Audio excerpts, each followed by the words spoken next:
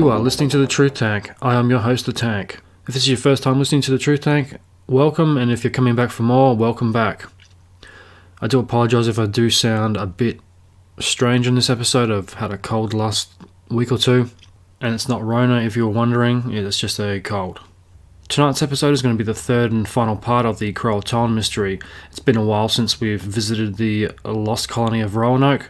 It may have gotten lost in the flow of podcasts over the last couple of months, but I wanted to round out that series before the end of the year. If you haven't listened to parts 1 and 2 of the Croatoan Mystery, I suggest you go ahead and do that now. Otherwise, this episode is not going to make a lot of sense. Before we go into tonight's show, let's have a recap of part 2 of the Croatoan Mystery. Where we last left off, White had returned to the island 3 years later to find it abandoned. He found the word Croatoan carved into a fence post and the word Crow carved into a tree nearby. The village was completely grown over. The chests that were buried when White had left the first time were dug up and some personal items were missing. There were no signs of a battle, struggle or any type of fire damage. White also didn't find a Maltese cross above the word Croatoan or the word Crow. This was the agreed upon distress signal. If the colony had to leave under duress, they were to carve a small Maltese cross above the word, indicating whoever found the village that they had left due to a threat. White had assumed the carved post meant that they had gone to live with the Croatoan, a native tribe that was not too far away from the original settlement. The first part of the show will be looking at the expeditions and conspiracies that may have had a hand in the colony's disappearance, and a few alternate theories that might help to explain what happened to White's colony, as well as some key historical figures that may have a connection back to the colony.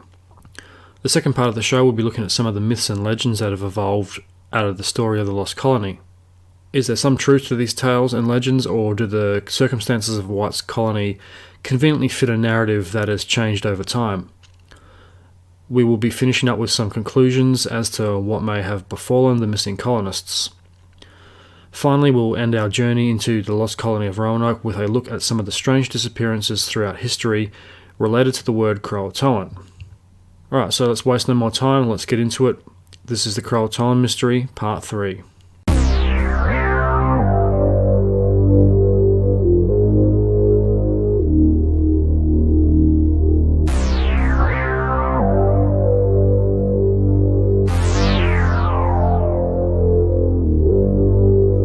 So after England's claim to North America disappeared along with the 112 to 120 men, women and children of the first colony, the Crown had a few questions as to what went wrong.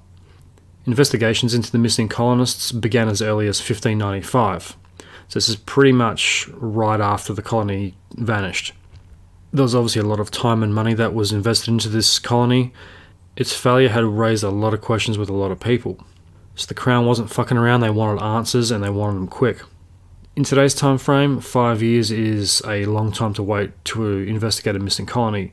But given the distance and the available technology, 5 years back in 1595 was probably an average time frame to start an investigation on the other side of the world. So you think of the time and effort that was involved in this. You'd have to organise a crew, get a captain, give them a specific mission, launch an investigation with absolutely no forensic technology whatsoever, and hope they can get some type of coherent clue out of it, which back then would have been no easy feat. One thing that's really bugged me looking into all of this, I can't help but think if the colonists had more economic value to the Crown and were of a higher social status, that time frame might have been 2 or 3 years rather than 5. I've mentioned this on other shows, but I think there is a huge economic factor that played a part in the missing colony. Expeditions back to Roanoke began as early as 1595, along with further colonisation attempts of North America. Explorers and colonists were still searching and investigating the missing colony as late as 1709. The story of Roanoke coincides with the first permanent British colony of Jamestown, which was settled back in 1605 in Virginia. So at this point, White has returned to Roanoke after 3 years back in England due to the Spanish-English War. No one could get out of the country, so he had no choice but to wait and return 3 years later.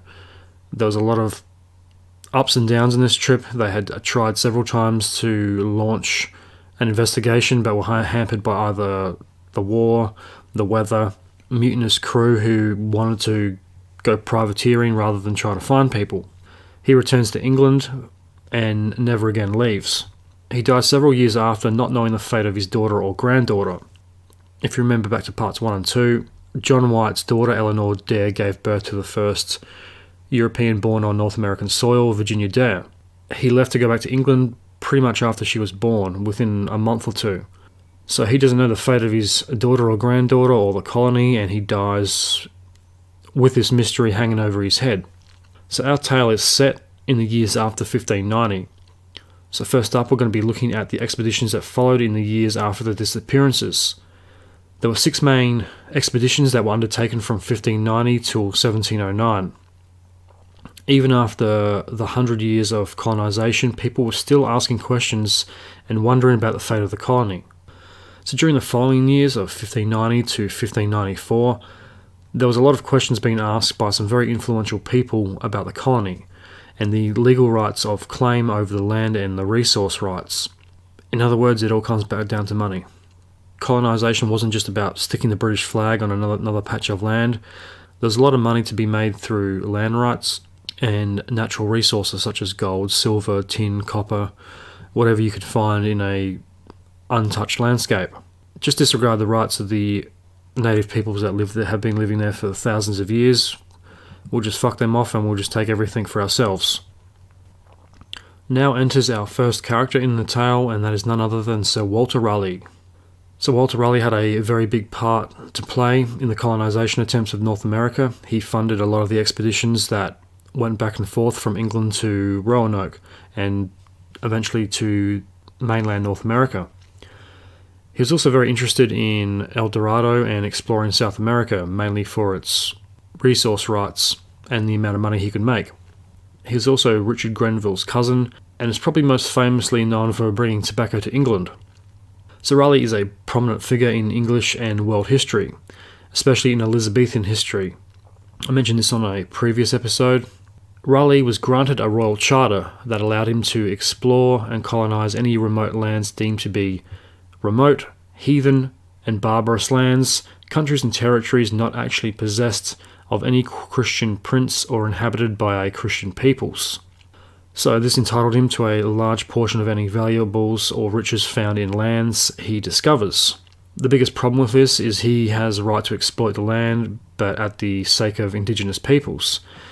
As the charter outlines, if there's no Christians on the land, he can pretty much do what he likes. In England at the time, this was a prime investment opportunity for anyone who had enough money to launch an expedition. There would have been millions, if not billions of dollars you can make through exploring a uncharted land. You could also make nothing and go broke, but the gold fever had hit England. The Spanish were in South America plundering every last gold coin they could get their hands on, and the English didn't want to get left out. They wanted a slice of that gold pie, and North America was a blank slate in which to do so. Like I said, there's no guarantees of what they actually might find. You might find a little, you might find a bit, or you might find a lot. So Raleigh's charter entitled him to 1/5 of the gold or silver that might be mined in the area. A decent percentage goes to the Queen and to the Crown. The charter specified that he had 7 years to establish a settlement, or he'd lose the right of charter. Either way, it's a pretty good deal, and it would make him a lot of money. Sir Raleigh was a pioneer and a central figure in the colonisation of the New World. However, North America wasn't his only area of focus. He had many fingers in many pies. Like most people of his stature at the time, they never had one investment opportunity. Much like today, you don't usually invest in one set of stocks, you diversify. Raleigh had an interest in South America as well as the fabled city of El Dorado. One could argue that his only real interest in the Roanoke colony was how much he could cash in on the charter rights.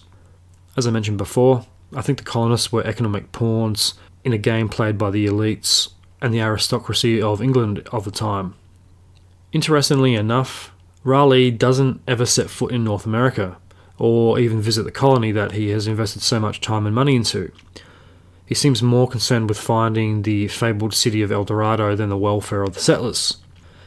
He even leads several expeditions to the City of Gold in 1595 and then again in 1617. You can kind of see where his priorities lie. It's all about that gold.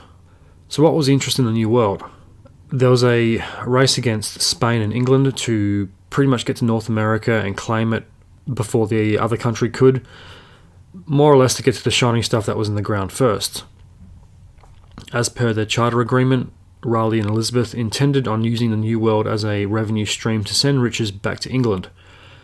By establishing a colony, it would provide a permanent base to export and import valuables, in the process providing a base of operations to launch privateering raids on the Spanish bases and the settlements in the Americas. Spain had the Florida land rights. They had colonized areas of Florida and Central and South America. They were hoarding as much New World gold as they could possibly get their hands on, and they had it stored and exported from various ports all around Central, South, North America and the Caribbean. The English wanted a piece of this and weren't afraid to launch privateering raids to get it. Raleigh passes on the responsibilities of founding a colony to others such as his cousin Grenville and later John White in 1585. Raleigh leads the search for the Golden City in 1595 and then again in 1617. He makes it through the Roanoke River Basin in South America and explores the surrounding areas. Needless to say, he doesn't find it. On his return home, Raleigh attempts to land near Roanoke after the long and fruitless adventures in South America, but he is prevented from doing so due to the weather and severe winds. If you remember back to the previous episodes, the weather in this area plays a very big part in the story. Many of the rescue attempts were hampered by extreme weather. It seems like this part of the world, there's a lot of severe storm activity that can come up pretty fast. There's also been a lot of shipwrecks over the years. The weather patterns in this area are very extreme and they are very suspicious. They just seem to perfectly coincide with any rescue attempt toward the colony. Anytime any expedition is made to rescue the colony, severe weather prevents any ship from getting close to the island. So we arrived back in England in late August of 1595. Raleigh produces a book on the City of Gold soon after his return home, which a majority of which was elaborated on, which in turn has shaped some of the legends around El Dorado. This also makes it very hard to separate fact from fiction regarding the lost City of Gold. A lot of these early historical accounts take a lot of creative liberties. It's the same as anything, any type of notable celebrity, you're always going to exaggerate on your accomplishments to make it sound more interesting or make yourself sound better. Which, if in his case, he's put a lot of money into these expeditions. He's also got charters, so he's probably trying to cook up a good story to take the heat off of why he has come back empty-handed. If you do this enough, you're going to build a reputation of being a pretty shit explorer. Oh, there's that Raleigh guy, he always comes back with nothing to show. How do you know he's even been to bits of South America, as he claims? He's got to make it up and put it in a book and make it sound like a good story. So the New World revenue stream doesn't pan out, and it isn't really the cash cow that Raleigh had hoped for. As I've mentioned in parts 1 and 2, colonisation is very, very expensive. The expeditions are primarily funded by Walter and his investors, such as personal friends and aristocrats, who don't have the balls to go exploring themselves. There's also probably a lot of investors who are friends of friends, and understandably, a lot of these people probably want to see a return on their investment. So it wasn't all smooth sailing for Raleigh. He did make enemies, and his favour with the royals was up and down. He had befriended Queen Elizabeth, who had him knighted in 1585. For his services to the crown, he also played a part in the defence of England against the Spanish Armada. This brought him a lot of sway with Queen Elizabeth, and is probably one of the reasons she had a lot of respect for him. So Raleigh isn't always the model citizen. He does go to jail several times throughout his life. He does a little time here and there in the Tower of London during the Elizabethan era, and later during King James I's reign, who doesn't really like him that much. There's a big history between King James and Walter Raleigh. The pair didn't like each other very much, and King James definitely has an axe to grind with Raleigh that would ultimately lead to his death. So back to the expedition. White had failed to find the colony in 1590. with the ultimate responsibility falling on Raleigh's shoulder. It's his money, it's his expedition, it's his responsibility. However, the circumstances surrounding the colony's disappearance does work out in Raleigh's favour. As long as there was mystery surrounding the colony, there was a buffer zone. Raleigh could use this buffer zone in order to protect his claim. As long as the colonists couldn't be proven to be dead, there was technically still an English settlement on North American soil. So this is kind of the catch-22 in the contract. White's optimistic report on the situation helped greatly with this. He suggested that they relocated and could still be alive and well, possibly living among the native tribes in the area. It's not all bleak for Raleigh. There's a little glimmer of hope that he can still cash in on his claim. This was a good thing for Raleigh. As long as the reality was in doubt and the colonists could not be proven dead, he could legally hold on to his claim on Virginia. In 1594, a spanner is thrown into the works that derails Raleigh's plans. A petition is made to declare Aeneas Dare legally dead. The petition claims he died during the settlement attempts, so his son John Dare can inherit his father's estate. The petition is given the green light in 1597. Raleigh's legal stake is dangling by a thread. During his voyage to South America in 1597, he claims to be searching for his lost colonists. But this is just a cover story to hide the fact that he was really looking for El Dorado and wanted to keep it under wraps. And this goes back to what I was saying, he really doesn't give two fucks about the colonists, he just cares about the gold. He only cares about the profit he can make from the trip. There's probably some legitimacy in that. He did spend a lot of money for these expeditions and the colonization attempts. He's paying for it out of his own pocket for the most part. So can you really blame the guy for wanting to recoup some losses? Does this make him evil? Does it make him a bad guy? Does he just want to make some money back before he finances another expedition or rescue mission to try and find the colony? This also brings his claims that the weather prevented him and his crew from landing on Roanoke on the way back into some serious doubt. If he lied about one detail of his trip, he probably lied about several. His book on the Golden City only helps to really reinforce this. He took a few liberties with details, making the accuracy of his story a lot less credible than it really should have been. The biggest reasons for this is simply he wanted to protect his monopoly on Virginia.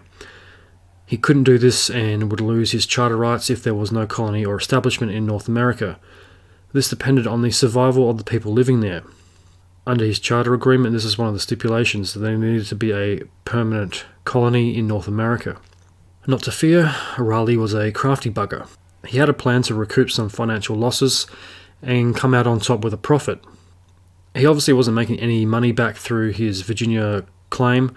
Obviously there was no mining attempts going on. There was no gold or silver or tin or any other mineral resources being exported from North America back to England. He needed to make a lot of money back and he needed to do that quickly. So Raleigh switches focus. The resource he had sought out to save his fortune was none other than a tree, the sassafras tree. Sassafras have a lot of uses from medicine, especially for sailors, as well as it was a good way to fight scurvy, STDs, tooth problems, skin problems, kidney issues. It's also a very popular ingredient in cooking. It's used as a spice and as flavouring. It is also a main ingredient in root beer and has been widely used throughout native populations for centuries. The sassafras is found, unsurprisingly, in North America, but also in East Asia. Raleigh funds another expedition to Roanoke in 1602, under the pretense of searching for the lost colony again. The real reason he put his own money into another trip was because the price of sassafras had gone through the roof in England. Its value as a commodity was more popular than ever. Raleigh even uses his own ship this time and hires Samuel Mace to lead the expedition. He's also guaranteed his sailors a paid wage so they wouldn't go off privateering or stray too far from the mission. There's every chance that he could actually have been looking for the colony. It is doubtful, but at the same time he could have been trying to kill two birds with one stone. He might have gone to harvest the sassafras, make some money, but also claim that he was looking for the colony. This wouldn't have really been hard to do. It's all in the same area. He wouldn't have cost him any more. He could have sent out a search party to look for the colony, and the rest of the crew could have gone and collected the sassafras. The crew of the ship were paid well. They weren't going to be hampered by distractions, and he probably even gave them some more money to keep their mouths shut on the way home. It could have been a two-pronged mission that had a ulterior motive. The ship's manifest and itinerary outlines Raleigh's number one priority was as getting as much sassafras as humanly possible, and the location of the planned harvest was not Croatoan Island, but much further south of that. It was most likely mainland Virginia or its surrounding areas, maybe even up some of the rivers and tributaries that went further inland. But once again, the wild weather played a part. Samuel Mace wasn't able to land and stay put. This dampers Raleigh's plans, and the following year, in 1603, he is implicated in the main plot, which was a conspiracy to have King James I removed from power. This also probably explains why King James had such a hatred and disdain for Raleigh. However, I do think Raleigh was a victim in all this. I think he was set up in the main plot. I don't think he had much to do with it at all. I think he just really met with some of the conspirators. I think they tried to get him on side, but he wasn't interested in it, and this was just a convenient excuse that King James saw to have Raleigh taken off the chessboard altogether. The plot was the final nail in Walter's coffin. He loses his charter and is imprisoned and executed not long after. That concludes Raleigh's part in the story of Roanoke. In the same year of 1603, another man by the name of Bartholomew Gilbert launches one last expedition to find the colonists. Gilbert had planned on searching Chesapeake Bay for clues, but was once again hampered by the weather. When you look back on all these expeditions and the weather events, it's nearly clockwork that as soon as an expedition is launched to find the colony, bad weather strikes. Maybe this is because the crews of the ship, maybe this is because the ships always leave England at the same time every year and arrive in Roanoke at the same time every year. Maybe that just happens to coincide with storm season on a yearly basis. Who knows, that could be the case. But once again, wild weather is a factor. Unlike Raleigh, Gilbert's overall intention of the expedition was to find evidence of the lost colony. So the weather forces Gilbert to land in a random area that was nearby the intended search area.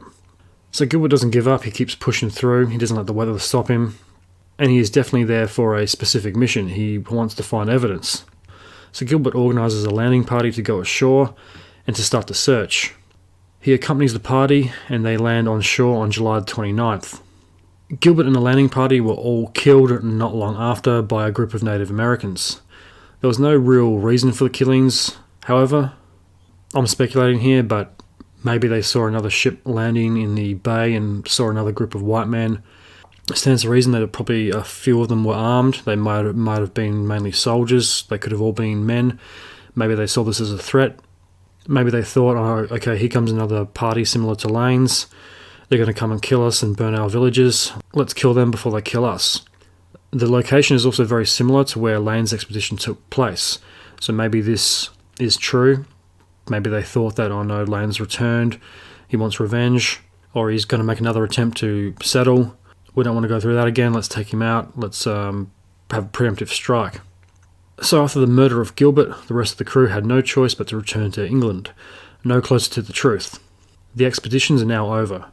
The public focus has shifted, and there wasn't very many people willing to put up the money for any more expeditions, for another hopeless search that wasn't going to turn up any more clues.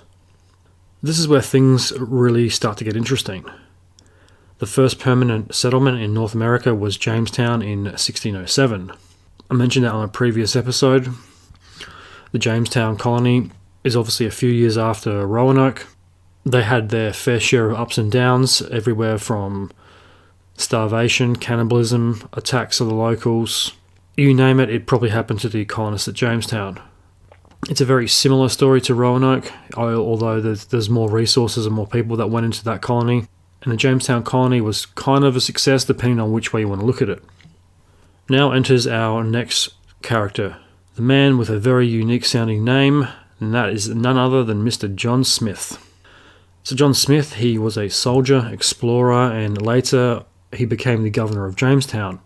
Jamestown's success relied on Smith's leadership, especially when times were tough during the first winter. He had taught the settlers how to farm and gather food, as not to starve, which paid off during the winter of 1608.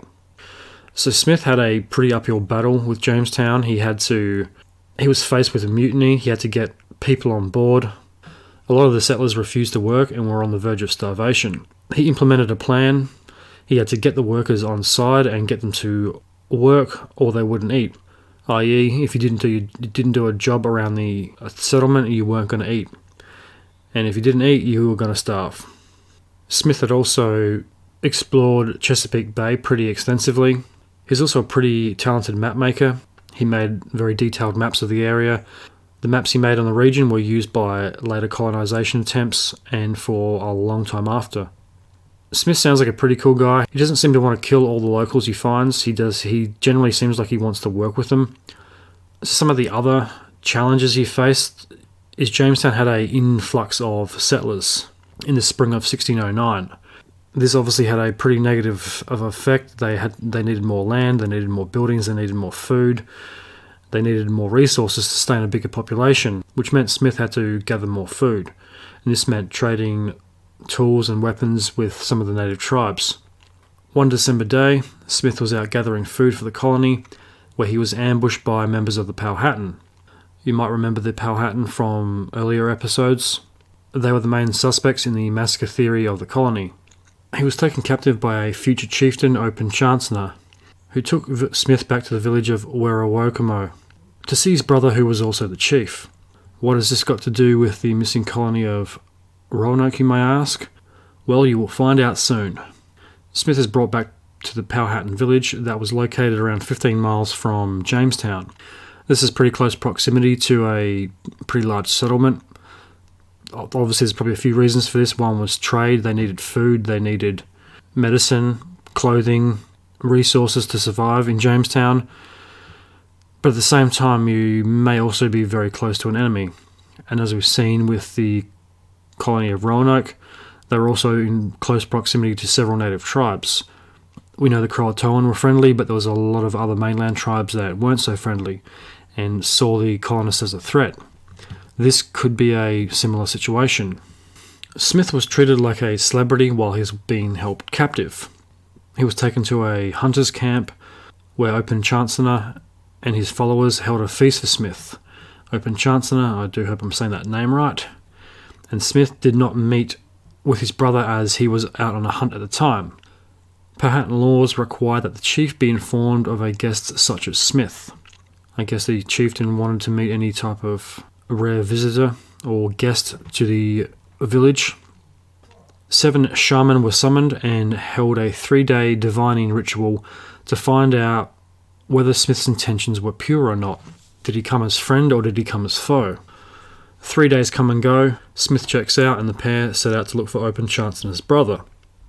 On their travels they come across the Rappahannock tribe, who had been attacked several years ago by a European ship captain. Could this same captain be Grenville from the first expedition? Stands to reason that might be true. He was pretty aggressive towards native tribes. He was in that vicinity, so it's entirely possible that that might have been Richard Grenville who attacked the Rappahannock all those years ago. He's also probably responsible for the bad blood between the Native Americans and the European settlers.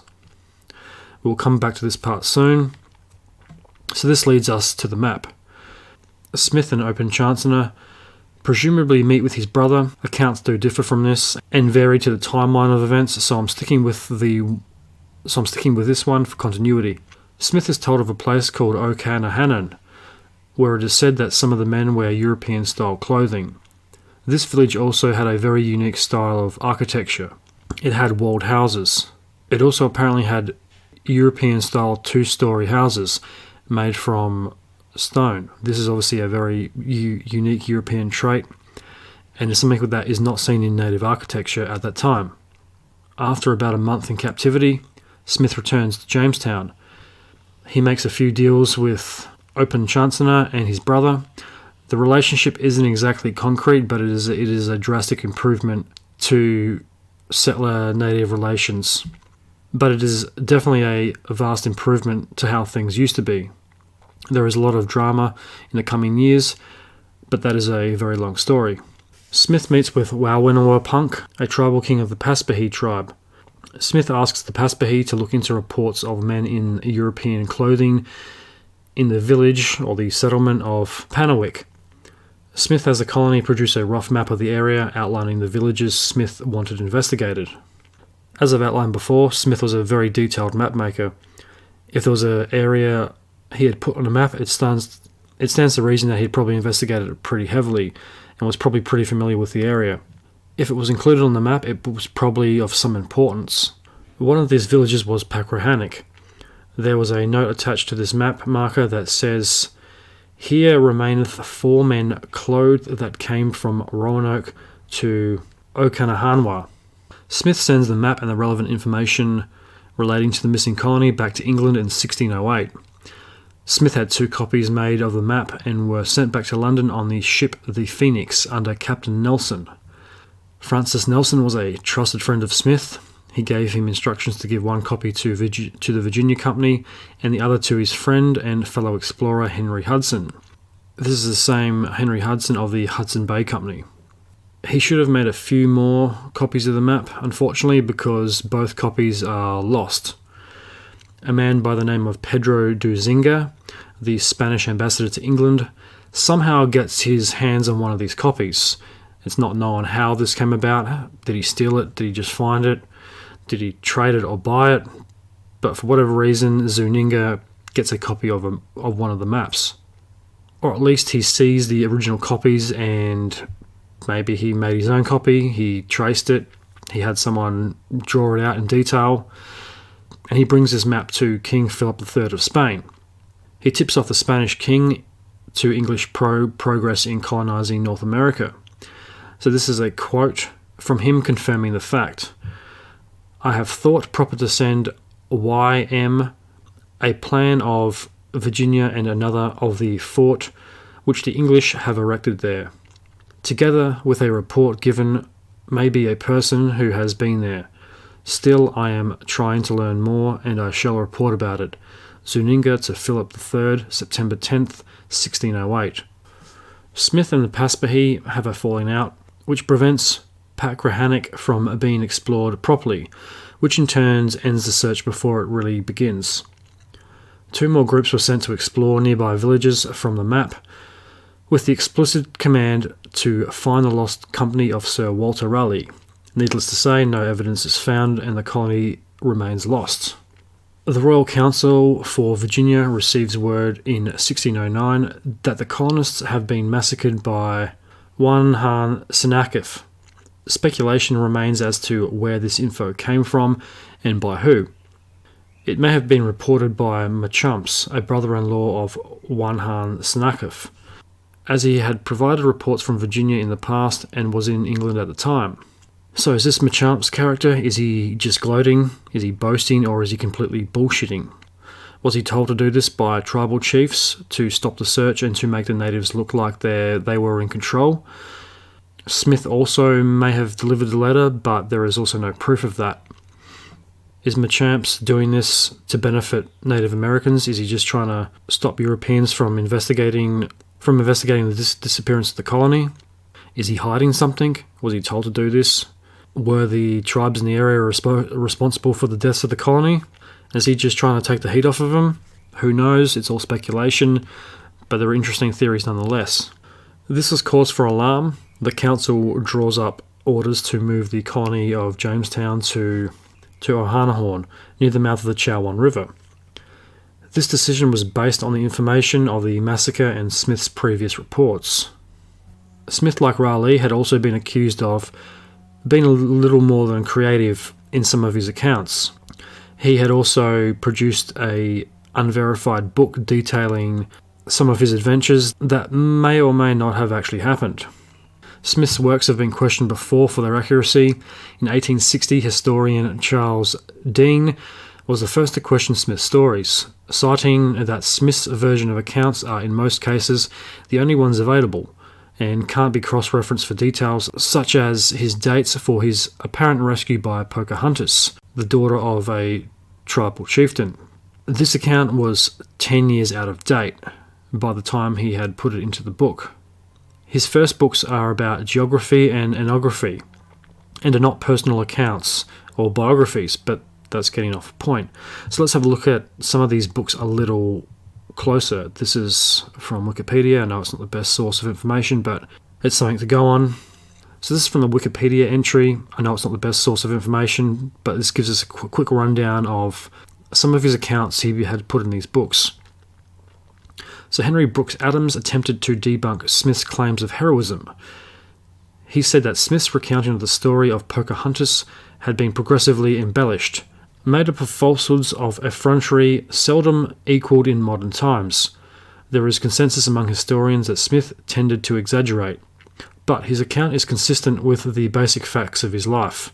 Some have suggested that Smith believed that he had been rescued, when he had in fact been involved in a ritual intended to symbolize his death and rebirth as a member of the tribe. This was the divining ceremony that went over the course of 3 days when he met with the brother of the tribal chief of the Powhatan. David A. Price notes in Love and Hate in Jamestown that this is purely speculation, since little is known about Powhatan rituals and there is no evidence of any similar rituals among other Native American tribes. Smith told a similar story in True Travels, 1630, of having been rescued by the intervention of a young girl after being captured in 1602 by Turks in Hungary. Karen Kupperman suggests that he presented those remembered events from decades earlier, when telling the story of Pocahontas. Whatever really happened, the encounter initiated a friendly relationship between the Native Americans and colonists near Jamestown. As the colonists expanded further, some of the tribes felt that their lands were threatened and conflicts arose. Interesting and not surprising. You take too much of someone's land, they're going to push back. This brings up the bigger question: did he elaborate on these events to be nefarious or to try and trick his reading audience? Or did he simply just get the memories mixed up? Did similar things happen to him over the course of his life and he kind of blended them into the one event? Or did he mistake the girl that saved him from in Hungary with Pocahontas, or vice versa? Was Smith remembering things in a different order to how they actually happened? So, moving along. It has been suggested that the colony move on the information that the Virginia Council had received. However, like always in this story, there are economic motivations. There were several copper mines close by that could be exploited by the colony and which would benefit the Crown. The mines' locations were Roanoke and Perkakamik. It was alleged that 4 of Raleigh's settlers were there. So as the story goes, the survivors of the colony supposedly broke up into smaller groups, and some had found their way to these mines. So they were being held captive by a local chieftain by the name of Japanacon. Like everything in this tale, nothing ever seems to pan out.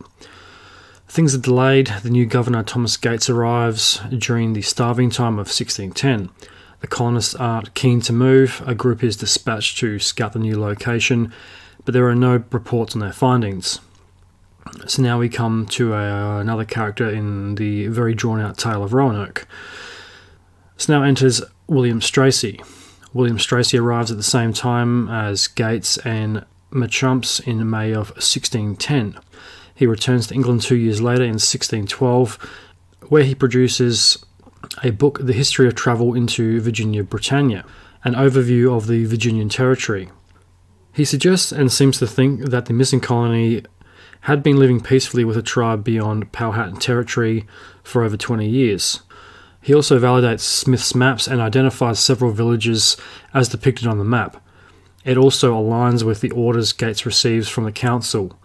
The villages include the Perkakamik, the Ochahanan, Anerg, and Roanoke. Something smells fishy to me. I don't know about you, but it seems too good to be true. Strachey's accounts seem to line up a little too perfectly with other accounts. He seems to corroborate Smith's accounts, so whether he is just building on the information that Smith has already provided, such as the location of villages depicted on the map, is he just coming up with a elaborate narrative to fit over the top of the pre-existing information? To me, this is what he seems like he is trying to do.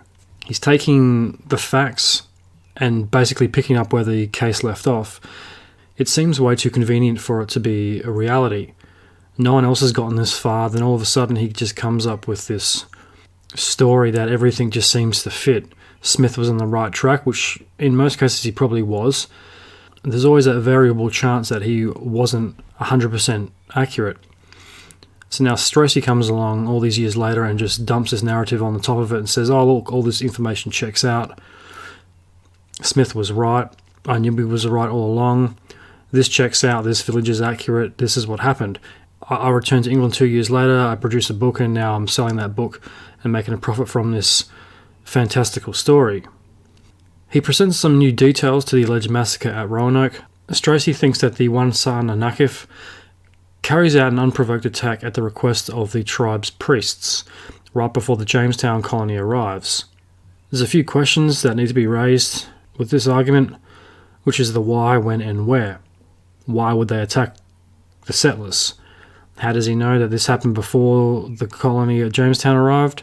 Where did this take place, and what was the motivations? He presents these new details, but he doesn't present a lot of evidence to back them up. So to me, Stracey's accounts are very fictitious, to say the least. His theories don't really add up. They're full of holes, and he doesn't actually seem like he has done much research or investigation into this himself. He's largely, like I said before, he's cooking up a story to fit an older theory where someone else has done all the hard work. He also claims that there are several survivors who are now living under slaves under Chief Ayanako's protection. The slaves include 4 men, 2 boys and a woman, 7 in total. They are all working in the copper mines at Roanoke. So as the other accounts have suggested, there was a copper mine in the vicinity. This also goes back to the earlier theory. There was a copper mine in the vicinity. The English knew about it, Raleigh knew about it, and others knew about it. It's also rather suspicious that this is now another search that's conducted in an area that contains a valuable natural resource. At the end of the day, it's all about the money. Stracey makes mention of this account in his book, but he unfortunately never gives us the name of the tribe that allegedly had the colonists living with them, so it's another outlandish claim with absolutely no evidence to back it up whatsoever. At least Smith met with tribes before he accused them of anything. He also does have a lot of facts backing up some of his accounts. His details might be off on his personal accounts, but his general information of the area, the geographic location, is right on the money. Where Stracey seems to be all over the place. He just is making bold claims with nothing to back him up whatsoever. However, he does divulge a juicy piece of information. This is another piece of information that raises another series of questions. He tells of an attack against the Chesapeake tribe. This was a tribe that was made up of various different smaller Native American groups in the Chesapeake area. A Wanahan Sanakif chief had warned and foretold him that a new nation would come from Chesapeake Bay and threaten his rule. So if you want to look into this prophecy, did this priest prophesize the Lane and White expeditions? Did he foresee the violence that Lane's company would bring? Did he foresee both of them, or is he talking about broader European travellers in general? Was he referring to the later colonies of Jamestown, or was it just general colonisation attempts? Maybe this is just a good story, and it's just like most of Stracey's work, it's just another narrative detail to facilitate the story. There's no actual factual basis behind it like a lot of his stuff. Is that the same case here? No facts, just story. Unfortunately, with this account, we have to make the assumption that it is somehow flawed. So coincidentally, or not so coincidentally, another theory for the missing colony is that they moved to Chesapeake Bay after White had failed to return. We'll come back to this theory a little later. Stracey's view of the Powhatan is largely biased due to his devout religious beliefs. He believes that Powhatan religion is satanic, and that there are shamans who are directly in communication with the devil himself. This does not make it hard to legitimize his claims in his book. His outlook is not that of a man with a historical outlook or focus in mind. He has become very bigoted and jaded based on his own devout religious beliefs. So this leads him to do what a lot of other explorers to strange lands do, and that is convert the population to Christianity. He had even gone as far to appeal to England for permission to do so. Stracey's plan involved the cooperation of King James, by which he would show mercy to the Powhatan for the deaths and slaughter of the colonists. The priests didn't fare so well in this deal, unfortunately. Stracey wanted revenge on them, even though there was little to absolutely no proof of any wrongdoing on their part. This seems to be solely driven by Stracey's hatred or misinterpretation of a native religion, and a religion that is, for the most part, pretty peaceful. And if there is any attacks committed on European settlers, they probably had it coming. There was a lot of back and forth and a lot of give and take going on, and relationships get strained. In not all cases, some natives were very hostile for no reason, others had a pretty good reason for the hostilities. He seems hell-bent on systematically eradicating a very old belief system because of his own feelings towards it. So unfortunately for Stracey, this is where his credibility has to end. He can quite seemingly live with a clear conscience, wiping out an entire belief system and native peoples because he deems them as satanic. Now, where's Stracey's proof in this? Like we've seen with his accounts, he has absolutely no proof to back up his claim. He is just believing it. He's appealing to the higher-ups for permission to essentially commit a cultural genocide. There are a few reasons why I have to personally discredit William Stracey's accounts. He is pretty much just a bigoted, intolerant Christian who deems everybody satanic because he doesn't understand or has no tolerance for a belief system far older than his own. And unfortunately, at this time, this is largely the mindset of a lot of European explorers. If you weren't Christian, you weren't good. So as it turns out, the London Company, which was affiliated with the Jamestown colony, chose not to publish Stracey's fictionalised accounts of Virginia, and rightfully so. They probably saved a lot of lives in doing so. If this account had have got to the general public, it probably could have steered the public opinion in a very dangerous and genocidal direction. And whether you agree with Stracey or not, it probably wouldn't have worked out well for the Native Americans and to the settlers, because every action has a equal and opposite reaction. If they had gone around slaughtering the natives because of a belief system they didn't understand, based on a fictionalised account that's backed up with no facts whatsoever from Stracey, there could have been a lot of pushback from Native American tribes, which wouldn't have bode well for the innocent people living in Jamestown. There probably would have been a lot more massacres taking place. The book falls into the abyss until 1849, where it is dug up, and this is where we get a lot of the accounts from today. Fortunately, there is no evidence to suggest that there was any violent action taken against one son Hanakif or his shaman. So this brings us to Mr. Samuel Purchas. It's 1625 now, and a decent amount of time has gone by since the colony went missing. It is around this time where the relationship between natives and Europeans are strained to breaking point. Things get tense and take a very dark and racial dive. What follows next is a very big factor as to why we most likely don't know more about what happened. Intolerance and arrogance are to blame. In 1622, the Powhatan attacked Jamestown. There are many reasons for the attack and more than 15 years of up and downs, bad blood and altercations that ultimately lead to the attack. Both parties are at fault, and there wasn't just one issue or event that led to the massacre. So Jamestown has a long and bloody history. There's a lot of complex moving parts and strained relationships that went into the Powhatan massacring a large portion of the Jamestown population. The Powhatan weren't just at fault. There's a lot of shit the colonists did to upset them, and this was probably going to happen sooner or later. But that's a story for another day. Let's get back on track. After the attack, the English changed their tune on the Native Americans. Post 1622, the accounts on Native Americans differ drastically from how they once did. The English regarded the natives as savages and completely rethought their cultural values. This in turn led to corporate-sponsored propaganda. The London Company jumped on the chance to incite distrust with locals and violence, claiming that such an action was worthy of genocidal reaction. The London Company, from an economic standpoint, needed to protect their rather big investment. As I've always said with the story, everything comes down to money. It all comes down to the dollar and cent amount. The London Company is sponsoring propaganda to incite violence.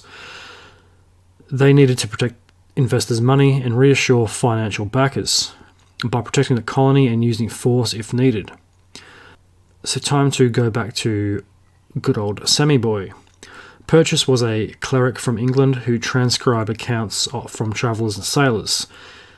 He is well known for comprising manuscripts of historical accounts and adding his 2 cents to the narrative. So once again, narrative takes the place of facts. The authors choose to put their own feelings and their own thoughts above what actually happened, which makes a definitive historical record on these accounts very hard to decipher. Purchas's editorial skills have been brought into question. He has been described as careless, having poor judgment, and not representing the facts correctly. So Purchas is more or less a foreign correspondent who never actually travels to the places he ever writes about. In fact, he never travels more than 200 miles from where he was born.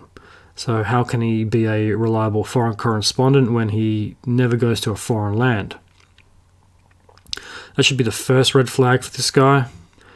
As it turns out, his accounts are in most cases the only ones history has, which is very unfortunate, because as we've seen, the guy makes up a lot of shit, and he adds his own personal thoughts and feelings to what should be a historical account, not a fictionalized historical narrative, not a fictionalized historical story.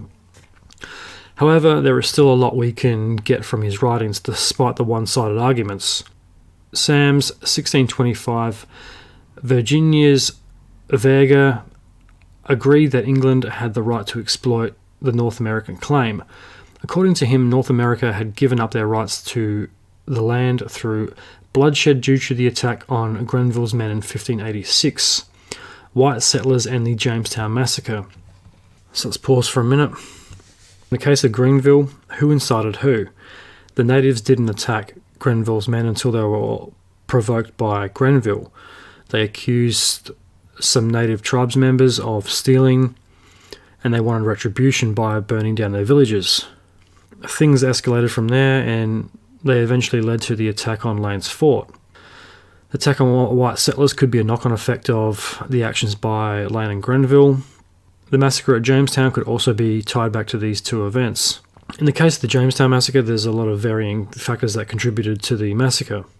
So Purchas makes a lot of claims here, but he doesn't provide any evidence, much like Stracey. A lot of Purchas's works have been described as unfaithful and careless. A lot of his editorial decisions also aim at educating a reader, such as foreign lands and morality. He also adds a lot of his own Christian sentiment to back up a lot of his claims, which unfortunately makes a lot of his works very unreliable. Interesting, but unreliable nonetheless. However, he does make a very bold claim that is of particular interest. He claims that the Powhatan confessed to Captain Smith, and this is a quote from Smith from Purchas's work. Smith had been at their slaughter and had divers utensils of theirs to show. So pretty much he's got some physical evidence from the colonists who were slaughtered by Powhatan. On the one hand, this could be true, but given how lenient he has been so far with the facts, combine that with the fact that he is retelling a second-hand version of events, it makes it very hard to take seriously. It is possible that one Hans Nakif did confess to Smith. After all, they did spend a lot of time together. He was a captive of his for several weeks to a month, and they probably maintained a relationship after that. But Smith's accounts make no mention of this confession. Even if it were true, there are many variables at play. It could have been a way to test Smith's loyalty, or it could be done to scare him and others like him from ever attacking the Powhatan. With all these accounts, Smith, Stracey, and Purchas, they all have a very lenient way of telling the story. They elaborate on a lot of stuff, as we've seen. But that is a very big detail to admit, especially from a personal account. It seems like he would have included that because it is a very important detail to the story. The fact that Smith, who is known to elaborate on his personal accounts, doesn't make mention of that whatsoever, does suggest that this might be made up. So now we come to the final expedition. It was made by a man named John Lawson in 1701 to 1709. It is also the last attempt made to look for the colony until the 1800s. Lawson was a historian who explored North Carolina for almost 10 years. The fact that he is a historian gives him a better focus and a better judgment to launch an investigation to look for the colony. He's not motivated by money or greed or land rights or any of that shit. He also doesn't seem to be driven by his religious beliefs. He just seems to want to be able to explain what happened for the historical record. So during his travels, he explores the Outer Banks along Hatteras Island. He also encounters and lists the local people along the way. There had been some geographic changes since the 1500s. The inlet between Croatoan and Hatteras Island had closed up. The area was no longer a popular route for ships due to the unpredictable weather. We've seen the weather play a part before, but this is not unusual. Any place in the world is going to look different 100 to 200 years later. And given that it's very close to the ocean and the coastline, this is not surprising. So Lawson was the first historian to make a detailed search of the area since John White back in 1590.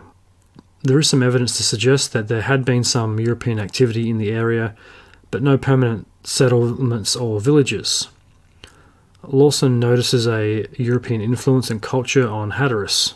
So here is our next clue and the next part of the mystery. Lawson was told by the locals that some of the Hatteras people's ancestors were white, and some of them even had grey eyes, which is a distinctive European trait. Lawson is more than likely the first person to propose the integration theory. He suggests that members of White's colony assimilated into local tribes, therefore spreading their genes throughout the populace. Let's think from the point of view of the colonists. After White left and returned to England for supplies, you'd have your fingers and toes crossed that he was going to return pretty quickly with food and supplies. After White doesn't return the following year, or even several months later, you'd probably start to panic. You have hostile tribes on one side of you, the ocean on the other, your colony's on an overexposed island with not a lot of food resources. There's a couple of friendly tribes in the area. Your best bet would probably be to integrate with them, live peacefully. That way you're not going to freeze or starve to death waiting for White to return. So this is out of desperation. There's pretty much no other options available to the colonists. It was integrate or die. When Lawson explored Roanoke Island, he reportedly found the remnants of the fort and English items such as guns, coins, and a powder horn. Thus concludes the expeditions that came in the years following the disappearances. After this, the missing colony is forgotten by history until the 1800s. Lawson's discovery of the ruins on Roanoke led to the area becoming a tourist attraction in the early 1800s. The ruins slipped into decline in the 1860s and into the 1900s, until it was saved by the National Park Services in 1941, where it still remains today. So that's the end of part 1 of the podcast. Let's move along to part 2. Let's look at some of the conspiracies that surround the lost colony. There are 3 main theories. First up is the conspiracy against Raleigh. Anthropologist Lee Miller put forth a pretty daring theory that claims Sir Francis Walsingham, Simon Fernandez and Edward Stafford, and a few other high-ranking individuals conspired to deliberately abandon the colony on Roanoke in 1857. If you remember back to episode 1 of the Croatoan Mystery, Simon Fernandez and Edward Stafford were pilots of the ships that were on the first expeditions to Roanoke. Simon Fernandez was the one that dumped White and the colony at Roanoke Island rather than take them up to Chesapeake Bay where he was supposed to. He did this so he could go privateering. Edward Stafford was one of the captains of the first expedition. So Miller suggests that the plan was to sabotage Walter Raleigh's expedition because it interfered with Walsingham's secret plans to make England a Protestant superpower. This would also destabilise the Catholic nations such as Spain. That's a very bold theory to put out there, but is there some truth to it? After all, there was a lot of tension between Spain and England at the time, especially when White returned to England. Spain and England eventually ended up going to war. The Spanish Armada attacked England and prevented White from returning to the colony.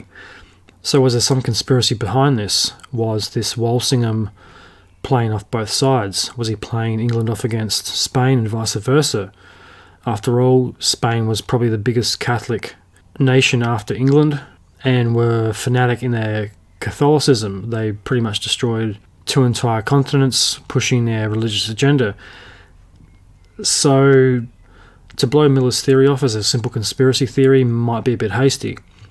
After all, the Spanish did ravage Central and South America in the pursuit of Christianization and the hoarding of gold. So it's not that far-fetched to believe that people of this era had a very different mindset than we do today. It was very easy to think genocidal and even easier to enact a genocidal program that would be unleashed on native populations. It's been done many times before and was just the way business was done back then. And if the Spanish found it this easy to commit these ghastly acts on a native population, stands to reason the English did too. So was he playing a Christian Protestant game of chess? If this is true, did he really think he could get away with a Catholic genocide, especially in a Catholic country like England? I know it's been a bit up and down. It's been Catholic and Protestant and vice versa for a bit. I'm not too sure on the history, but did he really think he could get away with that? Was that his overall plan? I mean, the Spanish were very good at pushing Christianity on native populations, so were the English, as we've seen before. Was Walsingham doing the same thing? Was he trying to push Protestant beliefs onto England? Was he pitting Spain against England and vice versa? Was he outflanking the Catholic mindset of England at the time?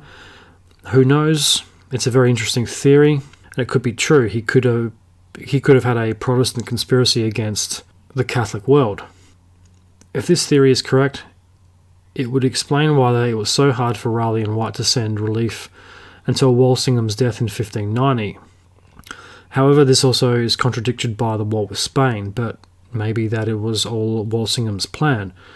Get Spain and England to go to war to prevent any type of help being sent back to the colony. However, that is a very big and very complex plan to initiate to prevent aid from getting to the 112 people on the other side of the world. It doesn't seem like anyone would willingly go to war with another country just to cover up the fact that there was a colony on the other side of the world.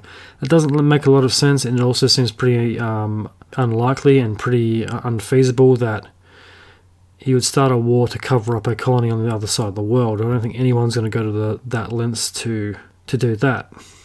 On the other hand, it could be a way to destabilize Spain, to weaken them militarily. Spain was also vying for a claim over North America. They wanted it for a Spanish colony. England wanted it. There was a big competition and race for North America.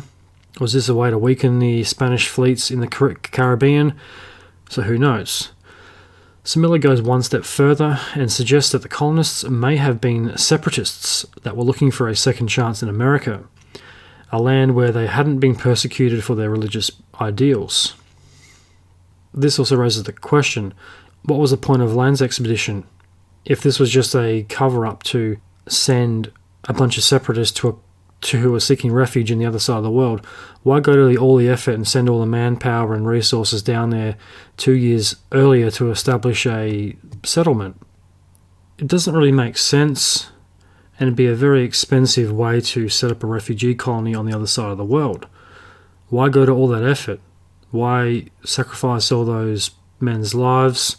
Just the resources and supplies and ships needed to set up to investigate a new continent 2 years before to send 112 refugees. I'm sure they could have gone somewhere else that was a lot closer than the New World. They could have sought refuge in European countries, so it seems a bit far-fetched they would go to all that effort. So Raleigh felt sorry for them and was willing to help them out, while Walsingham saw them as the enemy that needed to be taken out. Once again, why spend all that energy? Maybe it's true, maybe it's not. Walsingham was pretty high up in Elizabeth's council. He had a lot of influence. This is also the same time that England's at war with Spain, where every resource and supply and ship is needed for the war effort. It seems very unlikely he would waste his time and effort putting resources into a refugee colony. Not to mention, with the entire nation at war, supplies would be pretty hard to come by, and I dare say Queen Elizabeth would have her own people gathering supplies for the war, and this type of resource wasting would definitely get somebody's attention, most notably the Queen's. Let's have a look at Walsingham. He does sound like a cunt, so let's see if he's as bad as everybody thinks. So I'm going to have a look at the Wikipedia entry on him. I know it's not I've said it before, it's not the best source of information, but for a quick rundown of the facts, let's have a look at him. So for Sir Francis Walsingham, 1532 to 1590. So Walsingham was the principal secretary to Queen Elizabeth I of England from December 20th, 1573 until his death. He is popularly remembered as her spy master. So this guy's a principal secretary, so this guy's in charge of the books pretty much. If anyone could cook the books, it would be him, so maybe he could allocate or hide certain resources that no one was going to find. After all, he's an educated man. He probably had a lot of people around him that weren't so educated. It may or may not have been very easy for him to hide things. Who knows? If anyone could get away with this type of action, it could be him, but at the same time, he would have probably eventually be found out. But this would have got Queen Elizabeth's attention. Someone would have told her about it, or she would have found it out by herself, and he most likely would have been put to death. He did witness the St. Bartholomew's Day massacre, where the Huguenots were targeted by Catholic mob violence. He has had a pretty colourful life. He served as Secretary of State.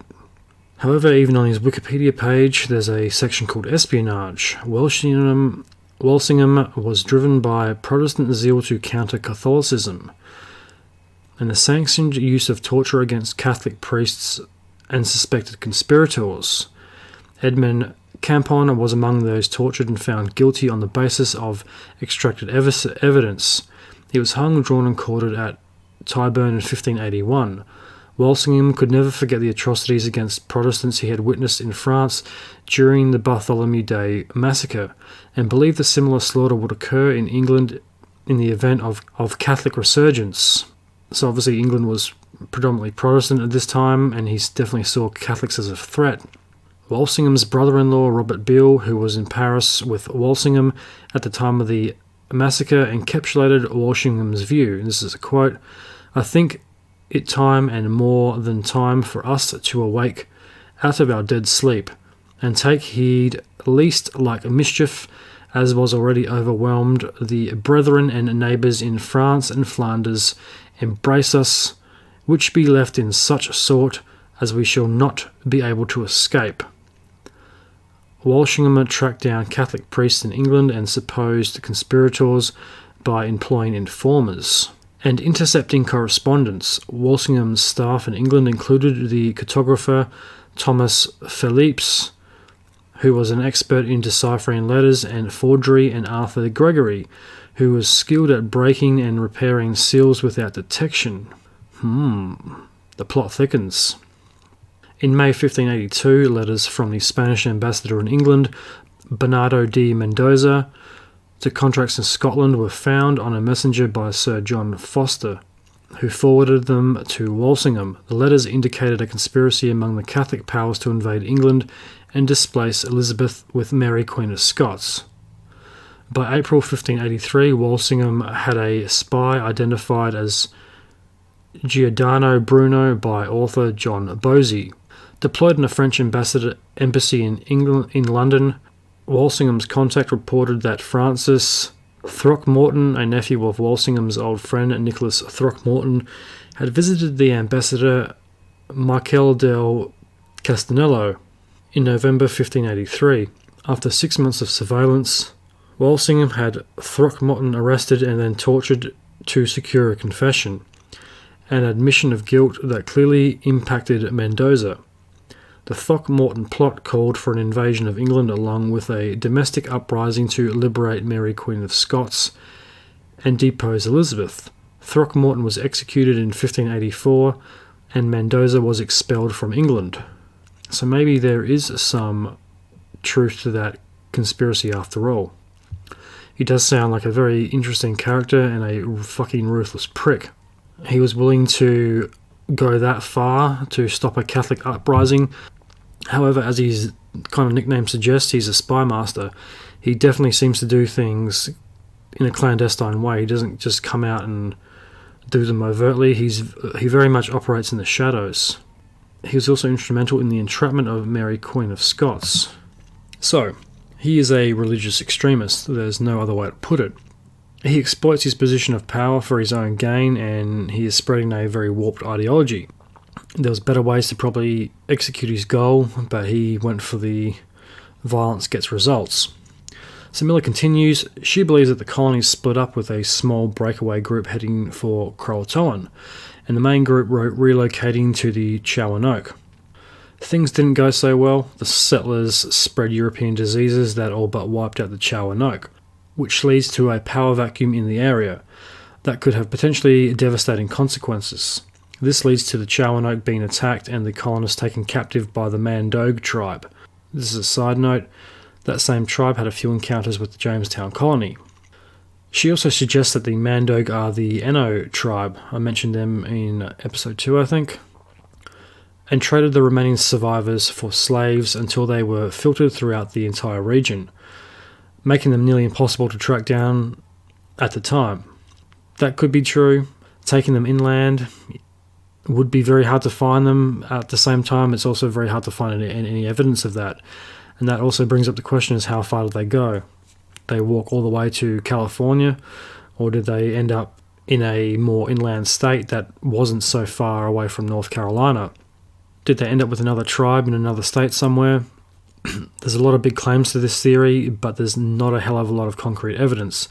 There's a lot of circumstantial evidence, as in the case of Walsingham and his background, but that's kind of about it. Everything else is more or less a narrative on top of a theory that doesn't have a lot of evidence to back it up.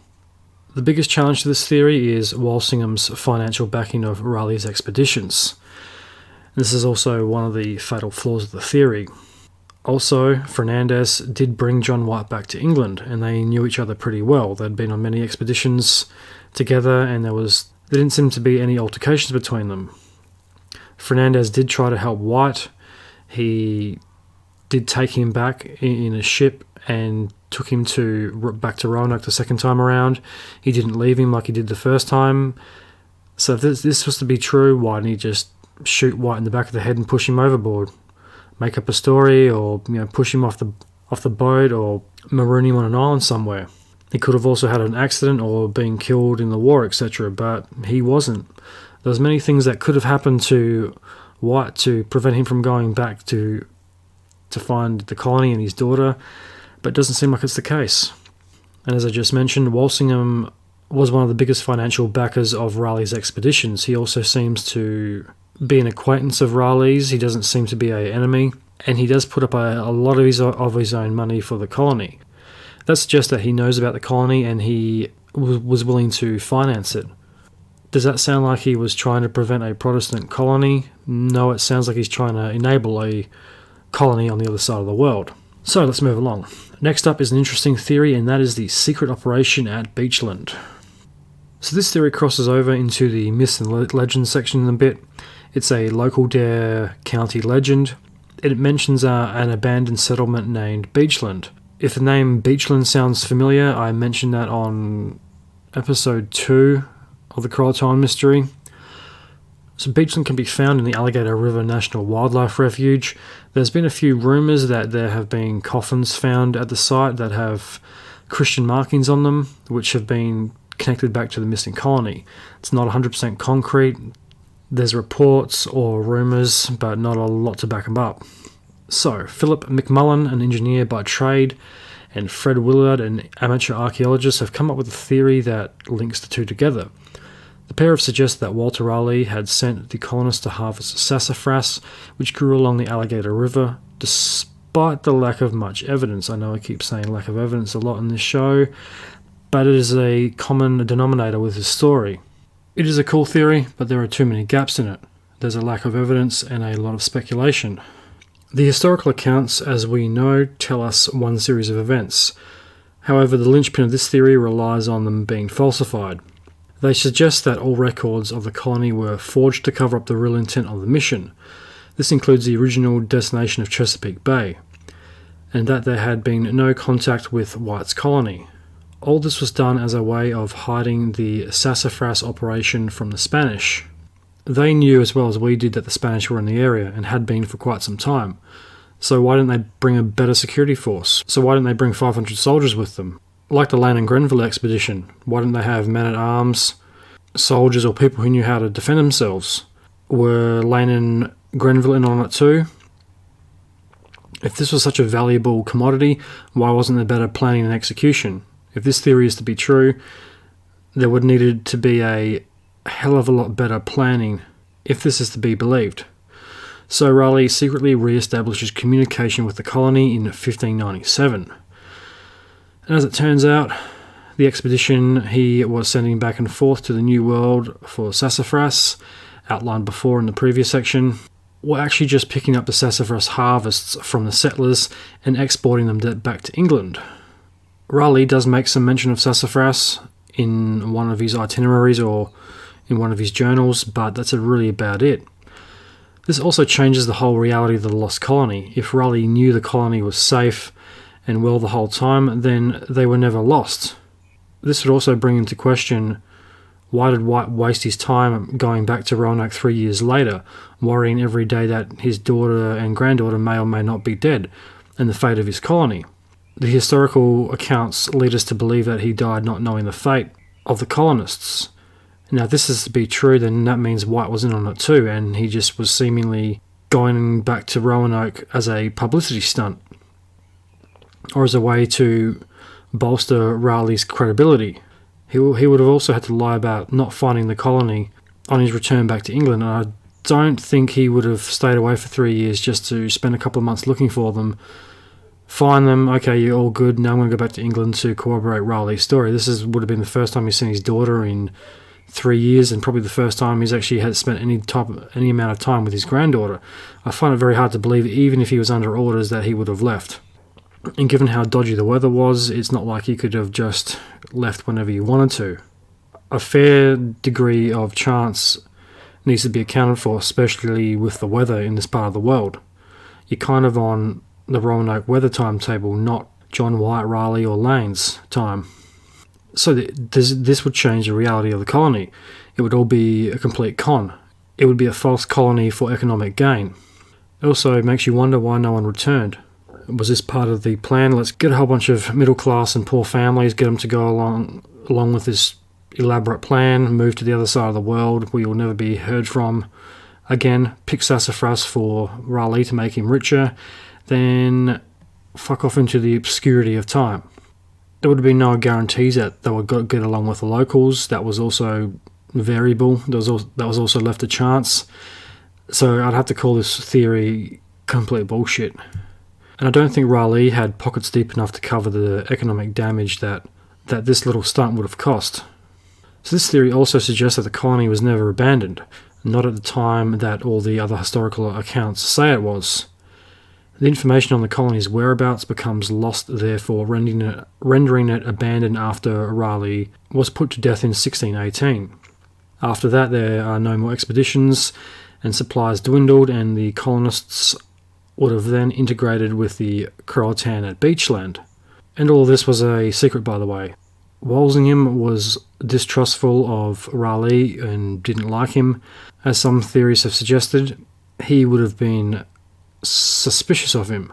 That also brings into question, did the Queen know? Were they doing all this behind the Queen's back? She did sign off on the colony after all. She was expecting some return on that investment. Her and Raleigh were quite close friends. That would also suggest that Raleigh betrayed that trust and did this all behind her back. If this plan was to be found out by the Queen, Raleigh and his conspirators would have all been put to death. So there are a few major problems with this theory. Some are pretty obvious. One, there isn't enough concrete evidence to back it up, like every other theory, to explain these disappearances. It relies too heavily on a few minor bits of information, such as a 1651 map that has a sassafras tree on it located near the Alligator River. That's not much to go on. It's just a picture of a tree on a map. Yes, it might mean something. It might be some secret have some secret meaning to it, but nothing else is said about it. So therefore, you have to make the argument that it was just a tree on a map. Most of the theory revolves around loose oral stories and unverified reports. Another problem is that Raleigh had allegedly planned a sassafras farm to cash in on the craze of 87. This would also recoup a majority of the losses he suffered in funding the missing colonies expedition. Time for a fact check. The sassafras price goes up in the late 1590s, not at the time the colony landed on Roanoke in 1587, so a farm couldn't have been planted. Yeah, it's entirely possible that he might have predicted this and set up a farm a couple of years before. That still wouldn't have been enough time for them to turn into fully matured plants. And that's also based on the idea that he knew that the price was going to go up, which he wouldn't have. He was, by all historical accounts, he sounds like he's chasing his tail and he's trying to cash in on a commodity that had hit its peak value at a certain time. He seems to be interested in harvesting sassafras at the time it becomes popular in England, and its price skyrockets, which was kind of a one-off by the look of it. So I don't think he could have planned a farm, let alone cooked up a giant conspiracy involving a colony to go along with it. Raleigh copped a lot of criticism from a lot of Elizabethan figures. It's not just modern historians or scholars that have criticised some of his decision-making and his lack of care for his own colony. Sir Francis Bacon had this to say about him, and this is a quote: "It is the sinfullest thing in the world to forsake or destitute a plantation once in forwardness, for besides the dishonour, it is the guiltiness of blood of many commiserable persons." He wrote that in 1597.